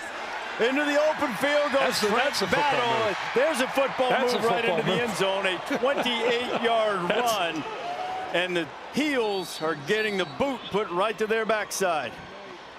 They've got these backs that are doing their job, but again, you got to give credit to the offensive line, the communication that they're utilizing up front. Big tight end DJ Rogers gets involved. It's the same play that they're able to spring the big long run in the first play of the second half. This time they ran the same play to the left. 33-7, and Lemmerman is on for the extra point. Battle's first carry turned out to be quite productive. Number 34 gives them 34 points. And Bruno and Bennett, the guards, are going to pull. You'll see both 60, 62 getting outside. I love the motion, which takes another defender with them. And now it's just guys doing their job and making blocks. See the two guards get out there? It's the exact same play we saw for the touchdown. And this time they're able to run it to the left. Look at the block by Zero, the tight end. Watch him work up, gets to the backer. And then you bring in a back that hasn't carried the ball much tonight. He's got great speed, kind of a do-it-all back in battle. That's 170 yards rushing on the night, 157 of those between the tackles. Well, the story coming into this game was certainly when you have someone who is an iconic figure in all of football, Bill Belichick, that's the story. But as you take a step back in a 34-7 game and you look at a TCU team with a veteran quarterback, top 30 or so in terms of continuity with our buddy Bill Connolly's chart, which is sort of like returning production and counting in transfers. Team that won 9 games and finished strong last year. TCU could be making a statement that they're going to have to be reckoned with in the Big 12. Oh yeah, absolutely. Well, we've been talking quite a bit about the offense, but the defense with Andy Avalos now in their second year in the system, he's fired up because they've been playing well. They've been getting some plays for negative yards, allowing their third down package to get creative, winning the battle at the line of scrimmage, relying on Bud Clark to bait here on 3rd and 6, jumping this route after showing the cushion, knowing exactly what he's doing to an inexperienced quarterback, and coming up with a pick 6. So this has been a masterpiece by Sonny Dykes. Talking to him on the field, always get a chance to talk to the coaches. He said, make no mistake, we feel disrespected coming into this game. And he goes, I love Bill Belichick. I know it's all about him coming into college football. But my guys, they feel like no one even knows that they're here to play this game. And they're playing with a chip on their shoulder tonight. Hey, brother, they know now. They know now. Gio Lopez, he had a completion and it just popped away from Chris Culliver, and it's been that kind of night. Boy, he did such a great job of playing off the quarterback scramble. He's way to the right. Quarterback scrambles to his left, sees him, and he just drops the football. Hands got a little bit, it's almost like instead of putting the thumbs together to catch the ball, he was trying to do it almost like an alligator hands catch, and it just slipped right through his fingers. It's now been 2 hours and 7 minutes since North Carolina completed a pass. Caleb Hood in the backfield. Lopez gets hit, and that's a strike that he threw in there nicely to Hood. Hood took a big hit, 15 yards. He's a little slow to get up. Lopez took a big hit too right when he threw the football. He got annihilated. Good job of staying focused for Hood to get the ball out. But right there as he released it, good job of getting it and put it on that outside shoulder to give Hood a chance there. But we can finally take that clock of 8:12 off the board. We got another completion. Haven't seen a lot of that real-time counting clock between completions. I can't recall us ever doing that. You guys get fancy. Here's Gio coming out and talking a little communication with his receivers as we go to Holly. Well, you talked about TCU, Sonny Dykes having a chip on their shoulder. People aren't talking about them. Well, they had a bad experience like this once before when Deion Sanders was their opening game when he's playing for the first time with Colorado. And Sonny Dykes said, I just felt like we didn't handle it well. We let our players get caught up in all that hype. So they actually talked to the team last week, showed them a video of who Bill Belichick is, but then from then on, worry about yourself, worry about us, and let's not get caught up in all this hype machine. They certainly have it. Since that opening drive, they have thoroughly dominated and whipped this team. This is the game that Holly was referring to, Deion Sanders' first game as head coach. Sonny sort of said, hey, look, I respect their players, but I don't know if they're going to have Shedeur Sanders, Travis Hunter out there. Remember, Travis made a spectacular interception in the red zone in that game, in Colorado won 45-42. And like you and Holly are saying, I think a big part of that, he was just saying the buzz of it. Right. There's so much buildup with Coach Prime being in Boulder and that first game, and it was almost, they were an afterthought, and they got caught up in that. This time, after that experience, they've used that as a, hey, let's stay focused on us. Let's prep. Let's get ready to go, not worry about this. Ball is loose, a scoop and a score, and racing for the end zone is Devin Deal. And to borrow from my friend Rich Eisen, TCU has busted out the whooping stick. 40 consecutive points with a point after coming. And once again, Reese, it's Andy Avalos' goal of getting offenses behind the sticks. It's a 3rd down and long. Look at the pressure with the linebacker blitz.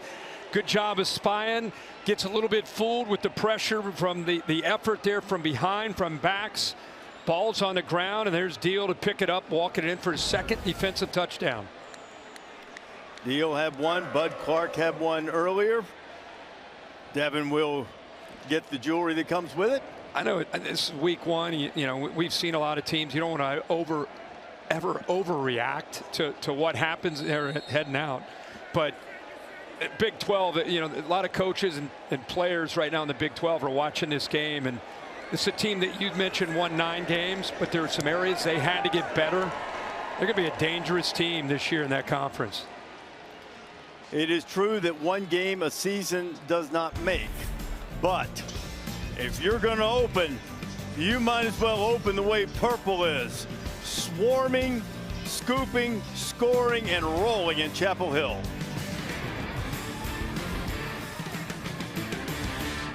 The blue you see in Kenan Stadium is mostly the seats because TCU has done what road teams love to do.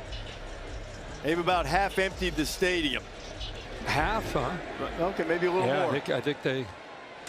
That's a tough, the build-up, and then we'd be down 41-7. 41 consecutive points after Carolina took the 7-0 lead. Gio Lopez has had his 2nd turnover and took a big hit. We'll go to the bench, and Max Johnson What a story. Make his return. A spectacular story. He's been around, started his career at LSU, went to Texas A&M, been through coaching changes. Both of those two places, the coaches changed. It happened here at Carolina. First game last year against Minnesota, suffered a horrific broken leg. And it's great to see Max back on the field. He's a great young man from a tremendous family. Brad Johnson, Super Bowl winning quarterback. His father, another lefty for Belichick at quarterback, and he completes his first pass. Now, you might have been watching in that opening weekend of last season when Max Johnson against Minnesota on August 29th took that big hit, said he could just feel his leg dangling. There was concern and legitimate concern that he might lose that leg for a while. But He fought back through rehab, got great care, great support from his family.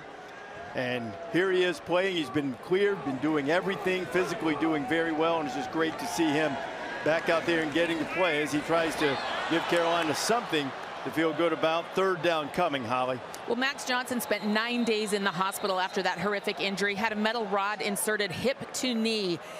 He had to have a wound vacuum, as we see a fumble here on the field. It was a horrific comeback, and as you said, a chance that there was a possible amputation. This young man said, I will be back, and 1 year from that game, he is back stepping onto the football field. He said, my parents became my best friends because they had to help me get out of bed and walk. 5 surgeries later, and here he is playing. Unbelievable story. It's incredible. He's just out there. You know, like you and Reese indicated, I mean, to think about possibly losing his leg to being all the way back to being able to be on the field, that is right, almost parallel to the line of scrimmage. They called this a lateral. TCU with a quick recovery. But Marcus the previous play is under further review. I don't. Ruling on the field, it was a backward pass recovered by TCU. I think this is going to be. I think it's going to be an incomplete pass. Bill, what do you think there? You got to turn Bill's. Bill Amanye, our officiating expert. The replay's under review right now, and it's a forward pass. It's incomplete. They'll get the ball back. I like when you say it with authority like that. Like there's this, you're just not even. Blind squirrel finds an acorn. There it is. Yeah, that looks forward, right? Yeah, I'm not really sure why they thought it was backward to begin with. That's pretty clear. You're not going to hem and haw at all. You're just saying that's an incomplete. I always try and tell you how I'd handle the call. And that's what we appreciate. And that's what it is. By the way, a lot of feedback on that LSU Clemson touchdown call. I've had a lot of it too. I can't tell you how many people called me and they said, officials and coaches said, oh, that's definitely a touchdown. And other people, it's definitely incompletion. I don't know what the hell the rule is. I mean, how do we? Everybody I've talked to that's still involved in the game, even some replay officials, all said touchdown. You know, he had the ball. Wow. But we get to talk about it. We don't make the decision. Yeah.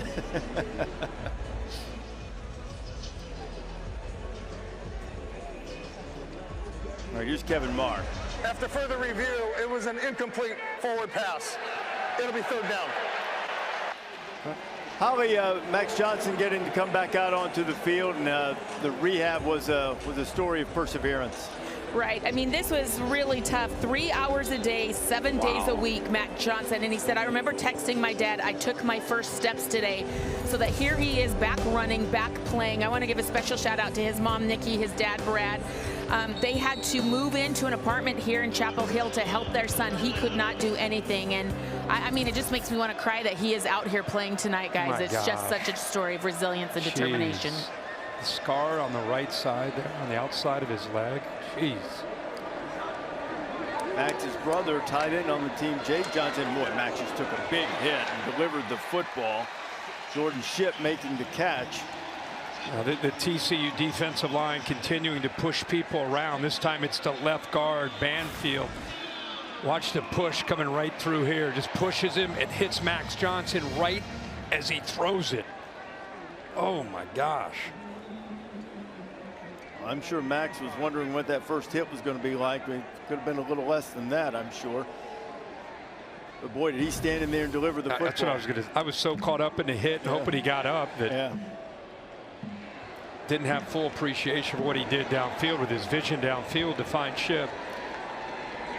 Kirk, that was their first third down conversion of the night. Max going back to work, going to take a shot, got a man out there. It's complete. Making the grab is Javarius Green, his first catch of the night.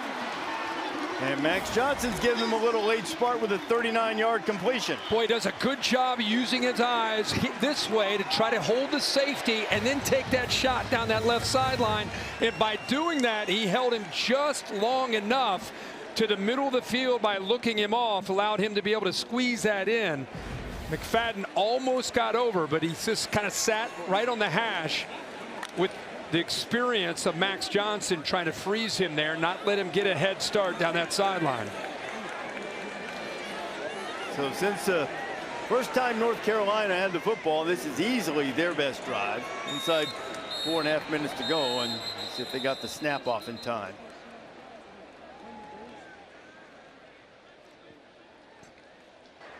Delay game, offense, 5-yard penalty, first down. You know what you lose in the mobility and the potential threat of quarterback run game, you pick up with having an experienced guy that's taken a ton of snaps, whether it's at LSU, A&M, North Carolina, and allows him to be able to do some things with his eyes, do some things by manipulating the defense. So you pick up the experience. You just don't have, obviously, the ability to move him around as much. Max going to get rid of it and checked it down to Gauss, and Michael Thiessen into the game and getting in on the hit parade. This defense is flying around. Like I said, I think I said after the second drive, they didn't feel threatened much downfield. Allowed them to really crowd the line, really be aggressive close to the kind of the shorter passes. And every time North Carolina took shots downfield, the corners are right there where they needed to be, unless it was a play where you create. Until Johnson made that throw down the sideline. Gauss has it. No running room. It'll be third down. Now Max Johnson getting his opportunity on the last turnover that Gio Lopez, the starting quarterback, had. He took a hit low, and he's in the injury tent right now. Transfer from South Alabama, the guy that won the job, won the competition with Max Johnson. We'll check on him if we get word on his condition. And it was a battle going down to really the last week of camp, you know, and here's the hit that he took when the ball came out. You know, and I'll say this, week one, you hate to see Gio go down, but it's an opportunity for Max Johnson. You know, you're down 41-7, the game's over, but you're trying to make plays and show Freddie Kitchens, the offensive coordinator, and the head coach Bill Belichick, that you can be the guy. So a third down play coming for Freddie Kitchens. It's been a frustrating night, a frustrating debut. Certainly not what North Carolina fans had hoped it would be, not what Bill Belichick hoped, but he was pretty candid that he didn't know exactly what this was going to look like for a while. There are two sides to this. One, this is a long-term vision from North Carolina. In the immediate vision, you want to give TCU all the credit in the world for coming in here and being as dominant as it has been. Yeah, TCU looks to be a incredibly seasoned team. You know, you mentioned the amount of numbers that they have coming back, but I think you have a quarterback in Josh Hoover. This is a team that has big aspirations for this season, and they've shown up ready to play tonight.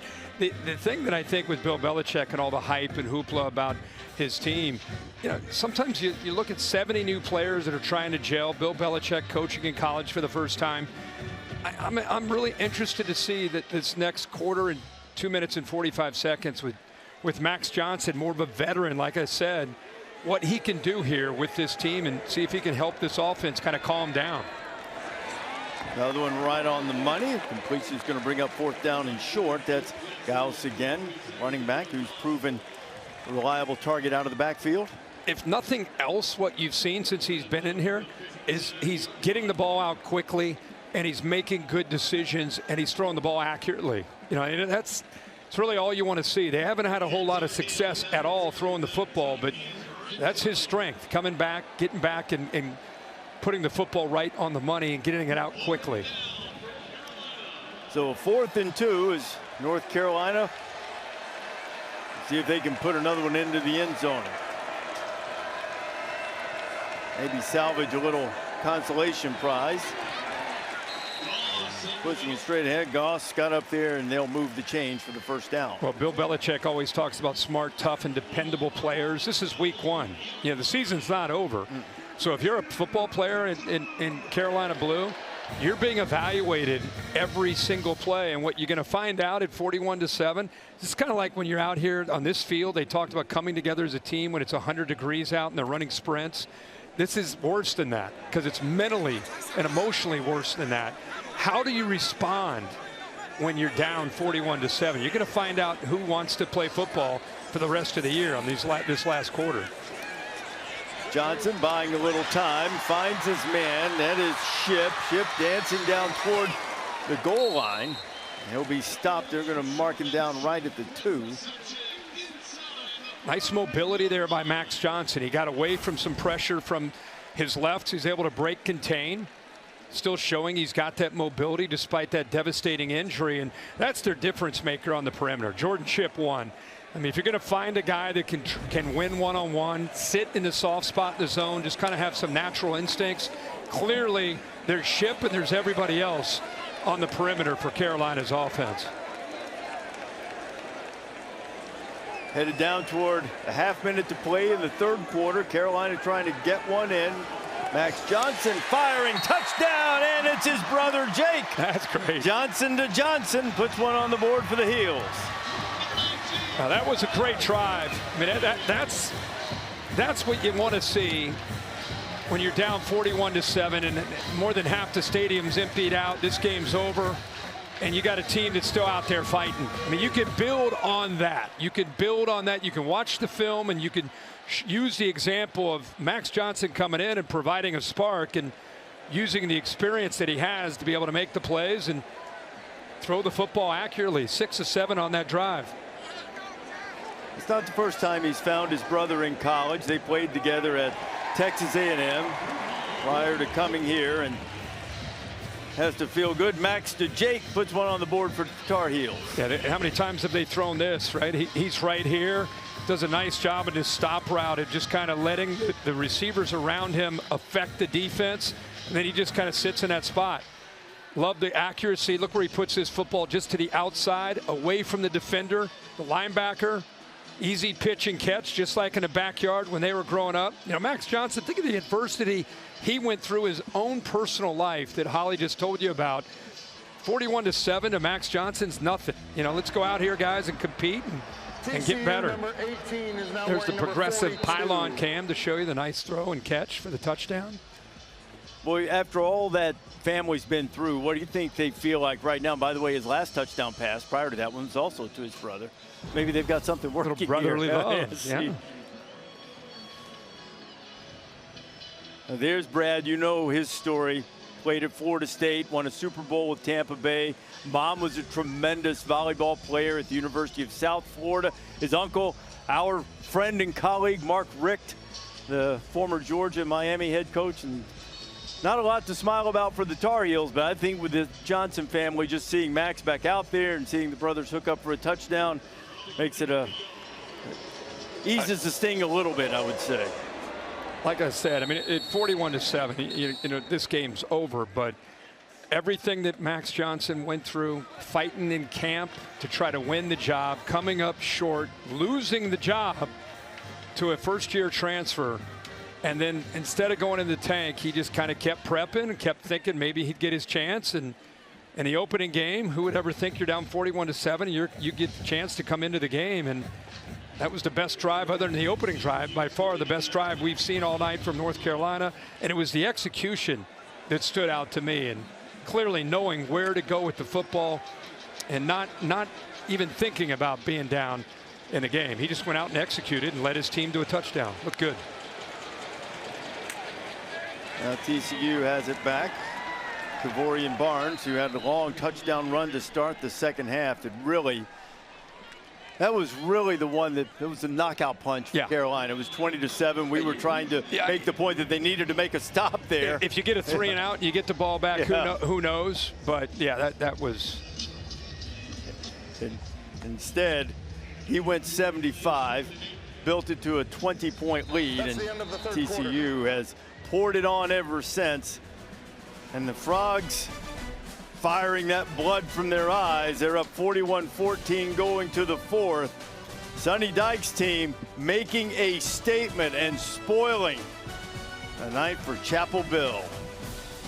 Give me back to Capital One Labor Day kickoff on ESPN. This kickoff week presented by Modelo. As we start the 4th quarter, Josh Hoover's still in there for TCU, and that's probably the worst ball Josh has thrown tonight. Holly? Well, guys, just an update on Gio Lopez. They don't give injury updates, but from what I observed, he came out of the injury tent really holding his right lower back and right hip. As you saw him walk up the tunnel, one of our cameramen told me that as he went through the doors, he just collapsed and started screaming. I know he's in quite a bit of pain right now, but that's all we know about Gio. I certainly hope this is not terribly serious. It was great talking with Gio yesterday. Just lights up a room when he comes in. Made the move from South Alabama. Still nothing but great things to say about Major Applewhite. As Dwyer's had a big night, and he catches another ball from Hoover. And there's a flag back on the near side of the field at about the 33-yard line. They're going to get an offensive pick here. It was a nice mesh route. Just depends on if they thought that was intentional. It's the receiver to the left. It's Dwyer. You see the collision right there. That's interference. Offense. Yep. Number 0. Half the distance to the goal. All you have to Third do down. on that's DJ Rogers. Watch from the tight end from the right. He's kind of looking up the defender and just kind of basically just not only gets in his way, he gets his hands out. You could just tell his intent was to try to get in the way, and I think the officials did a nice job of feeling that, calling the flag. It's got to almost like look out of your peripheral vision and accidentally run show your hands. Yeah, maybe run into hands. him. Make it look like you're running a route. You can't make it look like you're going out to block him. Man, those mesh routes are hard to stop in NCAA football 26. Go-to play when you need a completion. Especially man coverage, pitch and catch, right? In that video game? Yeah. Little shovel pass in there to Trent Battle. Battle with big touchdown run, almost picked up the 3rd and 21. They'll stop him a couple of yards short of the first down and bring up a 4th down. There'll be many things that are frustrating and chances to improve from week 1 to week 2 for North Carolina. But the biggest, I think, for Steve Belichick and his dad will be looking at the defense, and they got previous play is under further review. The ruling on the field was a completed catch. He's saying that ball hit the ground. The underhand pass is fine. It's just a matter of, that looks like it's on the ground. It's incomplete. But yeah, just the tackling. You know, it's one thing whether this is incomplete or complete, but he turns after catching this, or not really catching it, picking it up off the ground, and he turns and goes another 15, 20 yards. Well, as the replay booth has a look at this, Big 12 crew tonight. Not a lot of controversy. They upset Belichick, missing a couple of holds early in the game. The TCU has Abilene Christian next, and then what a showdown with SMU for the Iron Skillet. Especially after last year's game. Like 66-42 or something like that, I think. Yeah, gave up 66. SMU put it on them. Then they play Arizona State on the road. So it's about to get real. North Carolina, on the other hand, Charlotte, Richmond, UCF before a date here with Clemson. Anything surprise you over the last 5 days of college football? Was your biggest surprise? Well, I mean, I think Florida State. Yeah. You know, because two things. After further review, it was an incomplete pass. It'll be 4th down. Two things can be true in my judgment in both were. Number one, Florida State has vastly improved. They played with an edge. It was so physical and tough. Tommy Castellanos backs up. You know, the good, talk man. that we talked about, he looked great. He looked like Kyler Murray out there. Yeah, Gus Malzahn, great job. Unreal. You're always going to be able to run the ball when Bama Gus does that bad? Well, that's the other thing. I think it's also true that even though Florida State is much improved, Alabama looked listed. But I'm just saying, I used the word lethargic. Yeah. They just looked like they were at a Tuesday practice to me. But are they bad, or is it just a rough week? You know, because Florida State looked really good, and Alabama could not have looked any worse. I think that had to be the biggest surprise of the weekend. Oh, snap. And TCU gets the punt away. Fair catch will be made by Will Hardy. So North Carolina will have a chance to try to draw a little bit closer. Down big early in the 4th. Celebrated every field goal and extra point made at participating universities by donating to the university's athletic scholarship fund, supporting all student athletes. Thank you to Allstate for that. 13:53 to play here. Max Johnson back into the game. Gio Lopez, the starter, was hurt. And Max, the veteran quarterback, played really well last drive. Well, I think the biggest thing he did is, I think that hit got him settled into this drive. And after that, he was back. Did a good job using his eyes that time to keep the safety off of his receiver. Ball's out in a hurry there for the touchdown to his brother Jake. Let's see if he can follow up that drive for a touchdown with another 6 points here for the Heels. It's 7 of 8. His first action since suffering that horrific broken leg in the opener last year. And make it 8 of 9 with a nice catch out there by Green. Gets to the top of his route or top of his drop, and the ball is out. And the timing of that is perfect. Allows Green to go down and make the throw's a little low, but because it's on time, his parents are excited to see that. I like that. That's the quarterback dad. You have the headphones. You don't have to hear the fans. You don't have to hear anybody. That's the way Brad used to do it, though, when he was spinning that magic bean for the Seminoles and the Buccaneers.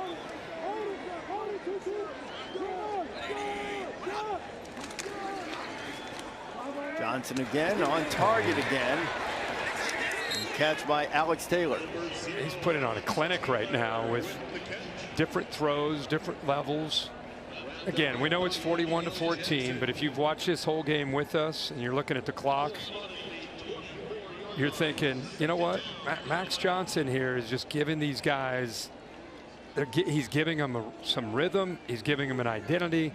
It's allowing Freddie Kitchens as a play caller to attack in different ways. But he looks like the seasoned veteran that he is. His attitude was great too. Gio Lopez was really open about how helpful Max Johnson has been. Said he didn't try to mess him up, though Carolina messes up there. And it's another turnover, I believe. Looks as if the Frogs got it, and they did. Yeah, I don't think the ball ever got in there, and I don't know if he was surprised to get the ball. By TCU, first down. I think that was Davion Goss that changed uniform numbers, and 37, worn 37 tonight. He just never got it in, and it's the third turnover of the night. Zach Chapman was there to corral it.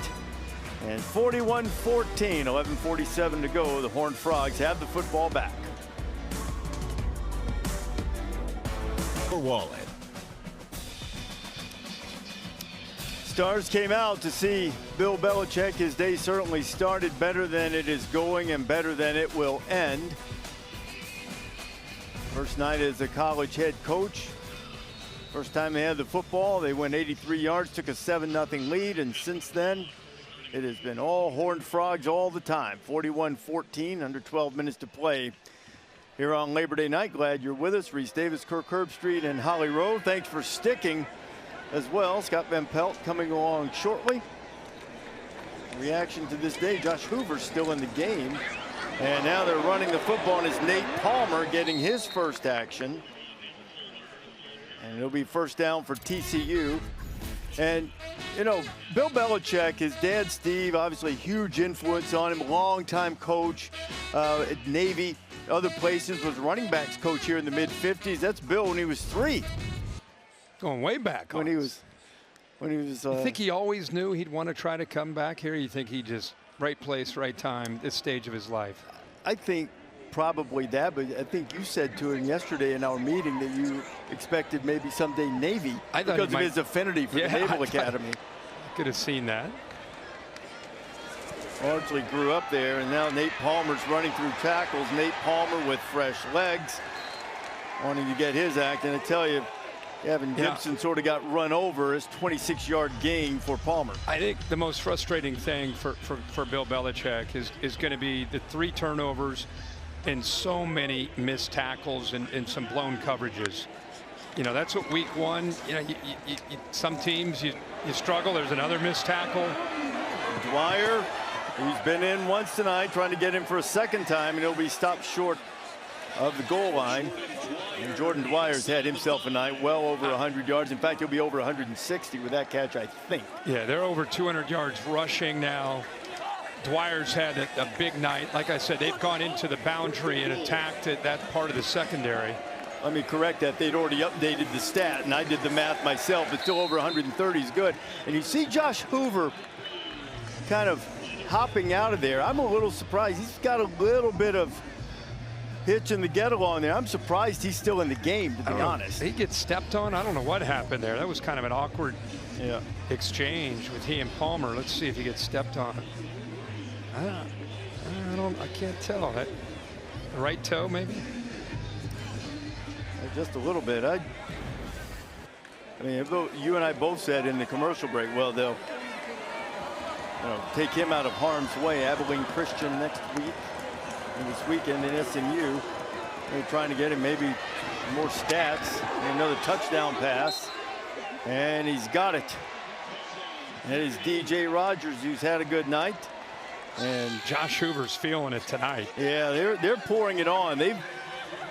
They're making a statement right now. This has its roots in the game we talked about earlier, the Colorado game.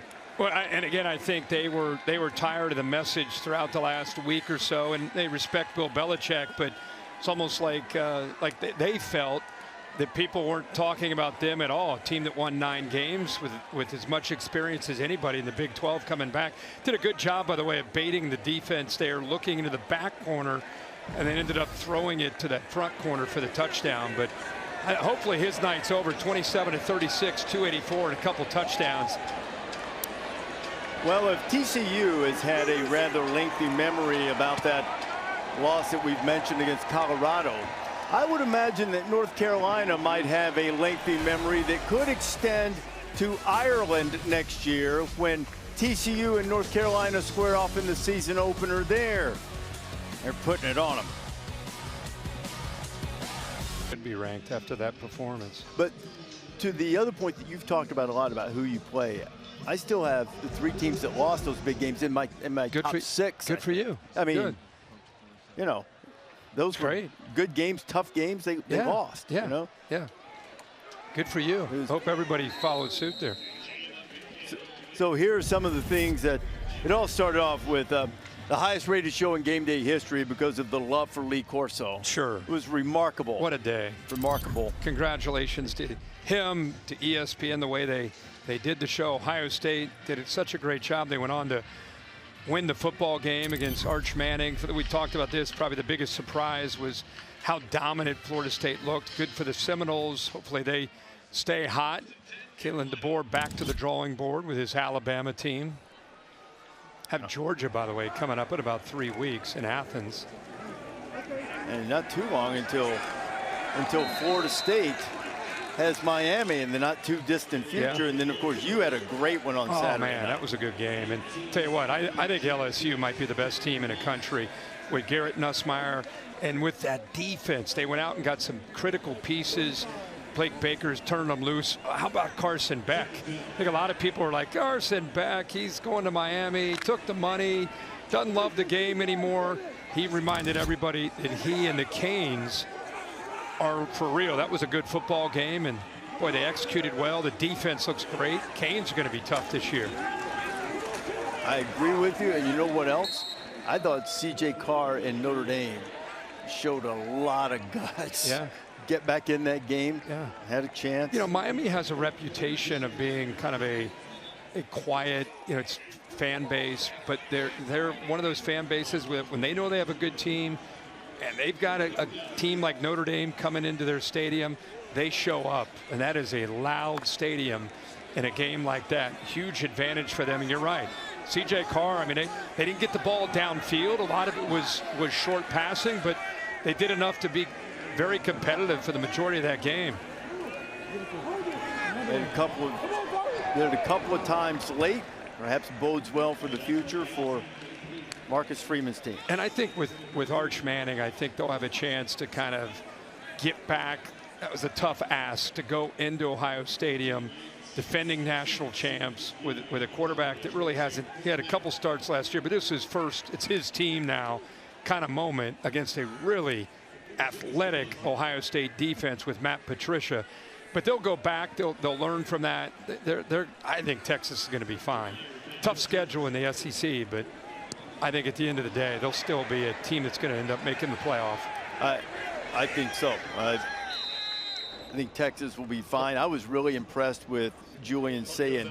Yeah. I mean, I know that playing at home is in some ways sometimes easier than playing on the road, but he looked really calm.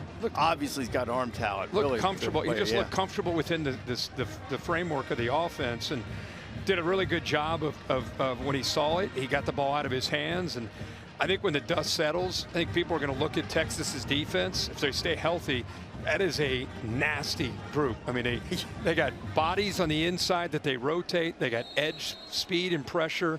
Really good at the second level with their linebacker play. Experienced secondary. I mean, they're going to be tough for any offense. And Sayin, I thought for his first start, looked good. Well, Josh Hoover's night is over. Speaking of quarterbacks who look good, Hoover was terrific tonight. Ken Seals, a veteran, played at Vanderbilt earlier in his career, has been at TCU for a while. He's in to run this thing out. John Denman, young running back, if they had hoped to get a few snaps tonight, now they're getting a chance to. Yeah, I think it's great for America to take a good look at Josh Hoover tonight. Guy that played every game last year for TCU, had a chance potentially to enter the portal and, you know, for some big money. Didn't even blink, didn't even take the call. He was just like, hey, I told my teammates I'm coming back. Who would I be if I broke my word? You know, I told my guys I'd be back. I want to be back. I love TCU. So he's back. He's got a big smile on his face tonight, and he should. And with his leadership and the system that they run offensively to go along with the defense that they have in the second year with Andy Avalos, there's a lot to like about Hoover and the Horned Frogs this year. This is going to be a fun team this year to watch. Holly? Well, guys, Josh Hoover's had a great night. You're talking about what a great young man he is with high character, but he's also really great off the field. There's a wonderful story on ESPN.com by Pete Thample about he was driving down the street in his truck and he saw an elderly woman out mowing her lawn. So he jumps out of the truck and goes and finishes mowing her lawn. And he said, I wouldn't want my grandma doing that, so I'm going to make sure somebody else's isn't. Another great story, Gus Bates, an 81-year-old man that he made friends with. They had lunch every Friday for the last couple of years until Gus passed away. And just a young man who wants to give back to his community when he sees people in need that might need his spirit and his chatting. He's there to make things better. Just a little glimpse of who he is off the football field. Holly, a great family. Spent some time over the last couple weeks communicating with Alex. We talked about Caleb. He's an outstanding baseball player. His sister, Hannah, is coming for all of our jobs, working in sports broadcasting. I think in Oklahoma City, if memory serves. It's a tremendous family. We've had a great night. Now, Alex told me he left a few shots on the golf course today, but they didn't leave any shots out tonight. No, for Josh's team. Not at all. You're going to get a chance next Saturday night, College Game Day, going to Norman to see a couple of exciting quarterbacks. John Mateers made the move from Washington State to Oklahoma. Very successful in his debut. And Bryce Underwood at Michigan. Did you see the block Bryce Underwood threw on the touchdown run? I did. Trell Moore is the head coach at Michigan, going back to his alma mater. Before he takes an imposed break for a couple of weeks because of the situation involving Connor Stallions. But Michigan got off to a good start against New Mexico, and now challenge will be much greater. And Oklahoma, a lot of pressure there to get that offense going with Mateer and Ben Arbuckle. Michigan trying to bounce back from a season that didn't meet its standards last year. Certainly the end was outstanding with the victories over Ohio State and against Alabama in the bowl game.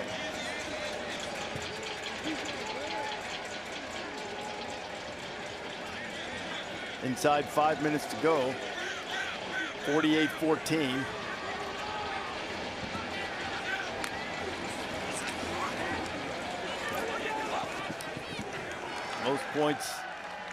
Most points Bill Belichick has ever given up in a game. Most points North Carolina has allowed in an opener.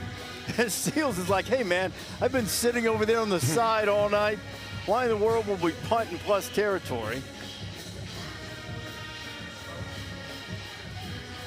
Kendall Briles going to give the senior backup quarterback something he likes here.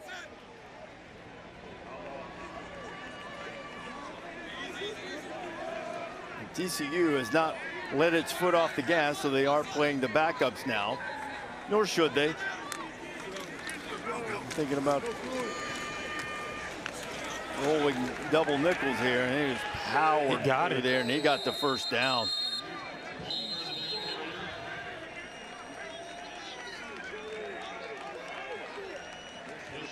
Let's have a look at TCU's schedule. They're off Saturday, then Abilene Christian, then the Skillet game. I mean, it's not like you can catch a break. SMU at Arizona State, Coach Prime, on the road in Manhattan, Baylor at home, on the road at West Virginia is always tough. Yeah, that is a much more daunting schedule than I think some might think. Well, Kansas State had to pull one out of the fire against North Dakota on Saturday night after getting back from Dublin. Denman running through tackles, and that's why they like the youngster, 5'10", 210-pounder. Belichick hoping there will be better nights than this one. When it's 48-14, the team with the big lead is driving, and we've talked about next week. You know, we had a discussion at dinner last night. If College Game Day were an offensive philosophy or formation, what would it be? As I mentioned earlier, North Carolina allowing 48, that's the most points allowed by any Belichick coach team. If College Game Day, the show, were an offensive philosophy or formation, what would it be? I never thought we'd get this in tonight. But I mean, wishbone? I don't know, man. I feel like we're multiple pro. You think we're multiple pro? A lot of different formations. Right. A lot of different things. Pete made his way in here. I appreciate that. Big fella. Come on, get up there, boy. And Peter's up here checking out your board now. Peter is 3rd and 2. Make the call here, Pete. Help us out, kid.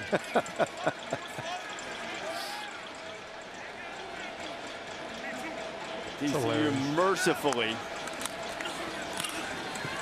trying to get deep in the clock. There he is. There he is. Look, big fella. Let back and make sure we can see him. There you go. You see, there's my board. You got the board right here. Here's the clicker. You work the clicker here.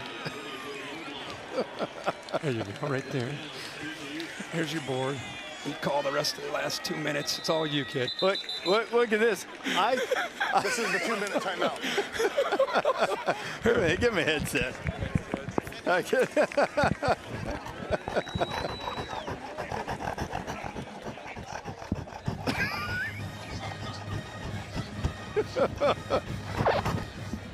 Well, the wheels are off. 48-14, 2 minutes to go.